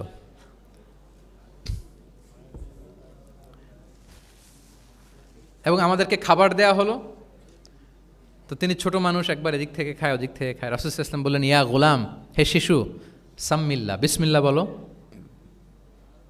অকুল বি আমিনিক, বা হাতে না ডান হাতে খাও। দেখেন ছোটদেরকে কীভাবে শেখাতেন, তারবিয়া, চাইল্ড তারবিয়া। ওয়াকুল মিম্মা ইয়ালিক, তোমার সামনে যেটা আছে ওইটা খাও, এদিক থেকে ওদিক থেকে, চারদিক থেকে নিও না। রাবি বলেন যে ফামা ঝালা চিলকা তু'মাতু বাদু, উনি বলতেছেন এরপর থেকে আজীবন আমার খাওয়ার স্টাইল এটাই হয়ে গেছে। নবীর ওই কথা আমার কানে ঘন্টার মতো বাজে। খাওয়া শুরু করলেই আগে আমি বিসমিল্লাহ বলি, ডান হাত দিয়ে নেই, আর আমার সামনে যেটা আছে ওইটা থেকে খাওয়া শুরু করি। দেখেন চাইল্ড তারিবিয়া কীভাবে করতেন। তাহলে এটিকেটস অফ হ্যাভিং ফুড কীভাবে খাবে রাসূল ইসলাম শিখালেন। আপনারা জানেন যে হাশিমি খানদান, মানে বনু হাশিমদের জন্য জাকাতের সম্পদ খাওয়া, রাসূল ইসলামের বংশের জন্য জাকাতের সম্পদ খাওয়া হারাম। তো একবার জাকাতের সাদাকার খেজুর ছিল স্তূপ করা, রাসূল ইসলামের নাতি হাসান রাদিয়াল্লাহু তাআলা আনহু, ছোট্ট মানুষ, এসেই ওই খেজুর নিয়ে খেতে আরম্ভ করল। দূর থেকে রাসূল ইসলাম দেখে বললেন, কেখ কেখ এরমি বিহা। কেখ কেখ মানে আমরা বাংলা যেটাকে ওয়াক্থু, ওয়াক্থু মানে থু মেরে ফেলে দাও। এটা বলে তিনি হাসান রাদিয়াল্লাহু তাআলা আনহুর মুখ থেকে খেজুরটা বের করলেন আর বললেন, আলা তা'লাম আন্না লা নাকুলু সাদাকা, মানে নানা ভাই, আদরের নানা ভাই, তুমি কি জানো না আমরা সাদাকার সম্পদ খেতে পারি না, তাড়াতাড়ি ফেলে দাও। মুখ থেকে টেনে যে খেজুরটা নিয়েছিলেন হাসান রাদিয়াল্লাহু তাআলা আনহু, সেটাকে রাসূল সাল্লাল্লাহু আলাইহি ওয়াসাল্লাম বের করে দিলেন। তাহলে এখানে কনসেপ্ট অফ হালাল অ্যান্ড হারাম ছোটবেলা থেকেই নানা ভাইকে উনি ক্লিয়ার করে দিচ্ছেন। আব্দুল্লাহ ইবনে আব্বাস রাদিয়াল্লাহু তাআলা আনহু রাসূল সাল্লাল্লাহু আলাইহি ওয়াসাল্লামের কি ছিলেন সম্পর্কে বলেন, কি ছিল? সবাই বলেন আওয়াজ করে। কাজিন, চাচাতো ভাই। আরেকটা সম্পর্ক ছিল, রাসূল সাল্লাল্লাহু আলাইহি ওয়াসাল্লাম ওনার আর কি হইতো? খালু মাইমুনা বিনতুল হারিস রাদিয়াল্লাহু তাআলা আনহা, তিনি ছিলেন আব্দুল্লাহ ইবনে আব্বাসের খালা। আর যেহেতু রাসূল ইসলাম বিয়ে করেছিলেন, ফলে রাসূল ইসলাম ওনার সম্পর্কের আরেক সম্পর্কে কি হয়? খালু। তো উনি খুব ছোট ছিলেন, এত ছোট যে রাসূল ইসলাম যখন ইন্তেকাল করেন তখন ওনার বয়স ছিল 13। আব্দুল্লাহ ইবনে আব্বাসের বয়স তখন কত? 13। তো ফলে ছোট মানুষ প্রায় খালার বাসায় রাতে থাকতো এবং রাসূল ইসলামের আশেপাশে ঘুমাতো। একবার রাসূল ইসলাম ওয়াশরুম করতে গেলেন দূরে, এবং রাসূল ইসলামের অভ্যেস ছিল ওয়াশরুম সেরে এসেই অজু করতেন। তো উনি এসে দেখে ওনার অজুর পাত্রে কে যেন পানি রেখে দিচ্ছে। জিজ্ঞেস করলেন কে রেখেছে? বলা হলো যে আব্দুল্লাহ ইবনে আব্বাস রেখেছে। রাসূল ইসলাম এত খুশি হলেন যে এখন যে আমার এটা দরকার, ছোট্ট আব্দুল্লাহ এটা বুঝে ফেললো। উনি ওনাকে জড়িয়ে ধরে একটা দোয়া করলেন, আল্লাহুম্মা আল্লিমহুল কিতাব, আল্লাহুম্মা ফাক্কিহু ফিদ্দীন ওয়া আল্লিমহু তা'বীল। আল্লাহ আপনি আব্বাসকে কিতাবের জ্ঞান শিক্ষা দেন। এবং এই দোয়ার বরকতে উনি রাইসুল মুফাসসিরিন হয়েছেন। এই পৃথিবীতে যত মুফাসসির আসবে সব মুফাসসিরদের সম্রাট হচ্ছে আব্দুল্লাহ ইবনে আব্বাস রাদিয়াল্লাহু তাআলা আনহু। আচ্ছা, উনি কি শিখাতেন, কিভাবে শিখাতেন? তাহাজ্জুদের সময় রাসূল ইসলাম নামাজে দাঁড়ালেন, আব্দুল্লাহ ইবনে আব্বাস এসে রাসূল ইসলামের বাম দিকে দাঁড়ালেন। ছোট মানুষ, ভাবছে আমিও যে নামাজ পড়ি। আচ্ছা বলেন তো, যদি দুইজন হয় নামাজে, একজন ইমাম আরেকজন মুসল্লি, মুসল্লি ইমামের কোন দিকে দাঁড়াবে? কিন্তু আব্দুল্লাহ ইবনে আব্বাস দাঁড়াইছে কোন দিকে? বাম দিকে, কারণ উনি ব্যাপারটা জানেন না। তখন রাসূল ইসলাম কি করলেন? হাত দিয়ে টেনে পিছন দিয়ে এনে ডান দিকে নিয়ে আসলেন। তাহলে রুলিংস অফ সালাতের সুন্নাহ কি, কিভাবে দাঁড়াতে হবে, এটা তিনি শিখালেন ছোট্ট আব্বাসকে, আব্দুল্লাহ ইবনে আব্বাসকে। এরকম অসংখ্য হাদিস আপনি সিরাতের পরতে পরতে, হাদিসের পরতে পরতে পাবেন, যে বাচ্চাদেরকে, শুধু যে যুবকদেরকে, তরুণদেরকে রাসূল সাল্লাল্লাহু আলাইহি ওয়াসাল্লাম শিখিয়েছেন এমনটা না, বরং শিশুদেরকেও শিখিয়েছেন। এইভাবে রাসূল সাল্লাল্লাহু আলাইহি ওয়াসাল্লাম এমন এক শিক্ষা পদ্ধতি আমাদের জন্য উপহার দিয়েছেন, যেটার মধ্য দিয়ে তিনি শ্রেষ্ঠতম প্রজন্ম, the best generation ever on আর্থ, যেটা আমি শুরুতে বলেছি, এবং তার ধারাবাহিকতা এর পরের প্রজন্মকেও শ্রেষ্ঠ প্রজন্ম বলা হয়েছে। এর পরের প্রজন্ম, তিনটা জেনারেশন এই শিক্ষার, এই ওহির জ্ঞানের শিক্ষার ছোঁয়ায় তারা শ্রেষ্ঠ প্রজন্ম হয়েছে। রাসূল সাল্লাল্লাহু আলাইহি ওয়াসাল্লামের এই শিক্ষা পদ্ধতির মধ্য দিয়ে। তাহলে সম্মানিত সুধী, আর লম্বা চূড়া আমি করতে চাই না, অনেক লম্বা সময় আমাদের অনেক বোনরা আমি দেখতে পাচ্ছি ওনারা জায়গাও পাননি, দাঁড়িয়ে দাঁড়িয়ে পুরো 1.5 ঘন্টা আলোচনা শুনেছেন। আমাদের অনেক ভাইরা 1.5 ঘন্টা যাবত আপনারা শুনেছেন। আমি একটু সামারি করি, 1 মিনিটে সামারি করে আমরা ক্লোজ করব। আমরা যদি সামারি করি যে রাসূল সাল্লাল্লাহু আলাইহি ওয়াসাল্লামের শিক্ষা পদ্ধতিটা কেমন ছিল, তাহলে বলতে হবে যে এটা উৎসাহমূলক ছিল, আশাব্যঞ্জক, মানে মানুষের যেটা মানুষকে আশাবাদী করে তোলে, হপফুল বানায়। এটা মানুষকে কি বানায়? সবাই বলেন কি বানায়? হপফুল, আশাবাদী, কনফিডেন্ট বাড়ায়, ইন্সপায়ারিং ছিল এটা। এটা কল্যাণকামিতায় ভরপুর ছিল, ওয়েল উইশিং ছিল। আমরা যেমনি কারো কথা শুনেই তার উত্তর দেই বা মাসালা বলে দেই, এরকম না। রাসূল সাল্লাল্লাহু আলাইহি ওয়াসাল্লাম, ইংরেজিতে এটাকে বলে এমপ্যাথেটিক, মানে খুব বেশি সুবিবেচক। He not only listen to the suffering of others, he use to feel it. তিনি ফিল করতেন। একজন এসে বলতেছে যে আমার এই সমস্যা, এটার এখন আমি কি করব? আমি জাস্ট বললাম এটার ইসলামী সমাধান এটা হচ্ছে একটা। রাসূল ইসলাম এরকম না, যে বলতেছে তার কষ্টটা তিনি ফিল করার চেষ্টা করতেন, ফিল করে তখন তাকে গাইডলাইন দিতেন। এটাকে বলে এমপ্যাথেটিক, ওয়েল উইশিং ম্যানারের, কল্যাণকামিতায় ভরপুর ছিল তার শিক্ষাদান পদ্ধতি। পরামর্শমূলক ছিল, যেখানে ম্যান্টরিং ছিল, কাউন্সেলিং ছিল। মানে শুধু টিচার হলে এটার আউটপুট একটা, কিন্তু if you work like a mentor, আপনি আপনার শিক্ষার্থীদেরকে ম্যান্টরিং করতেছেন, তাদেরকে কাউন্সেলিং করতেছেন, এটার আউটপুট হবে অন্যরকম। রাসূল সাল্লাল্লাহু আলাইহি ওয়াসাল্লাম হি worked as a mentor and councillor for the সাহাবা। সুবহানাল্লাহ। রাসূল সাল্লাল্লাহু আলাইহি ওয়াসাল্লামের দেওয়ার শিক্ষাটা ছিল বেসিক্যালি অ্যাডভাইজারি। আমরা মাঝে মাঝে অ্যাডভাইজারি নেই, দেখবেন বড় বড় নেতা লক্ষ লক্ষ টাকা বেতন দিয়ে অনেক বড় বড় উপদেষ্টা রাখে, তারা বিভিন্ন ধরনের অ্যাডভাইস দেয়। রাসূল সাল্লাল্লাহু আলাইহি ওয়াসাল্লাম এই সার্ভিসটা সাহাবাদেরকে দিতেন। ওনার শিক্ষাটা ছিল অংশগ্রহণমূলক, মানে এঙ্গেজমেন্ট ছিল। একতরফা আমি বলে গেলাম অথবা একতরফা ওরা বলে গেল, এরকম না। জিজ্ঞেস করতেন, শুনতেন, শোনাতেন, প্রশ্ন করতেন, প্রশ্নের পিঠে প্রশ্ন ছড়ে দিতেন। ইন্টারেক্টিভ ছিল, পার্টিসিপেটরি ছিল, অংশগ্রহণমূলক। এটাকে আমরা মানে ক্লাসিক স্কলাররা যেটাকে বলে সোহবাহ, কি বলে? আমরা বলি না যে সোহবতের বড় প্রয়োজন? রাসূল সাল্লাল্লাহু আলাইহি ওয়াসাল্লামের সোহবতে মূলত ওনারা নলেজটা অর্জন করেছিলেন। পার্টিসিপেটরি ছিল, এঙ্গেজমেন্ট ছিল। এবং আমরা উল্লেখ করেছি যে Q&A বেস ছিল, প্রশ্নোত্তরমূলক, ওরাল ছিল, যৌক্তিক ছিল, র্যাশনাল, রিজনিং শিখাতেন। কেন এটা হালাল, কেন হারাম, কেন এটা ডুজ অ্যান্ড কেন এটা ডোন্টস, এটা রাসূল সাল্লাল্লাহু আলাইহি ওয়াসাল্লাম বলেছেন। এবং হি use two prioritise the youth in training and grooming. বিশেষ করে বয়স্ক সাহাবাদের থেকে যুবকদেরকে বেশি প্রায়োরিটি দিতেন তালিমের ক্ষেত্রে, তারবিয়ার ক্ষেত্রে, কারণ তারাই উম্মাকে লিড দেবে। তারাই কি উম্মাকে লিড দেবে। এই যে এখানে যারা বসে আছেন, আমার তো মনে হয় বয়স 25 থেকে 30, এর আগেই বেশিরভাগ। সো আপনাদেরকে লিড দিতে হবে আগামীর বাংলাদেশে, ঠিক কি না? এই জন্য রাসূল সাল্লাল্লাহু আলাইহি ওয়াসাল্লাম বাছাই করে করে কোন সাহাবীর কী ধরনের যোগ্যতা আছে এবং ইসলামের জন্য এটা কিভাবে কাজে লাগতে পারে, ওইভাবে সাহাবীদেরকে তিনি গাইড করতেন। এবং সেটার ফলাফল তো আমরা দেখেছি, খয়রুল কুরুনি করনি সুম্মাল্লাযীনা ইয়ালুনাহুম সুম্মাল্লাযীনা ইয়ালুনাহুম। এই ওহির জ্ঞানের স্পর্শে, এই শিক্ষার, এই তালিমের স্পর্শে তারা শ্রেষ্ঠ প্রজন্ম হয়েছেন। এবং তারপরের প্রজন্ম 3-3টা প্রজন্মকে তিনি শ্রেষ্ঠ প্রজন্ম বলে ঘোষণা দিয়েছেন। আমি আর দীর্ঘায়িত করব না।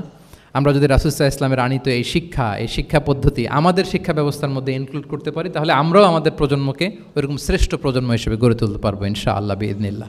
আওয়াজ করে সবাই পড়ে ইনশাআল্লাহ বিইذনিল্লাহ। আমি সবাইকে আবারও অন্তরের অন্তঃস্থল থেকে শুকরিয়া জানাই। Discourse on prophetic teaching methodology, এই শিরোনামের আলোচনা প্রায় 1.5 ঘন্টা যাবৎ খুব মনোযোগের সাথে আপনারা শুনেছেন। আল্লাহ তাআলা আপনাদের সবাইকে কবুল করুন, আপনাদেরকে ভালো রাখুন, ঈমানের সাথে রাখুন। আমি অথরিটিকে আবারও অন্তরের অন্তঃস্থল থেকে ধন্যবাদ এবং মোবারকবাদ জানিয়ে আমার এই সংক্ষিপ্ত আলোচনা এখানেই শেষ করছি। হাযা মা ইনদি ওয়াল ইলমু ইনদাল্লাহি আলাইহি তাওয়াক্কালতু ওয়া ইলাইহি উনীব। আসসালামু আলাইকুম ওয়া রাহমাতুল্লাহি ওয়া বারাকাতুহু।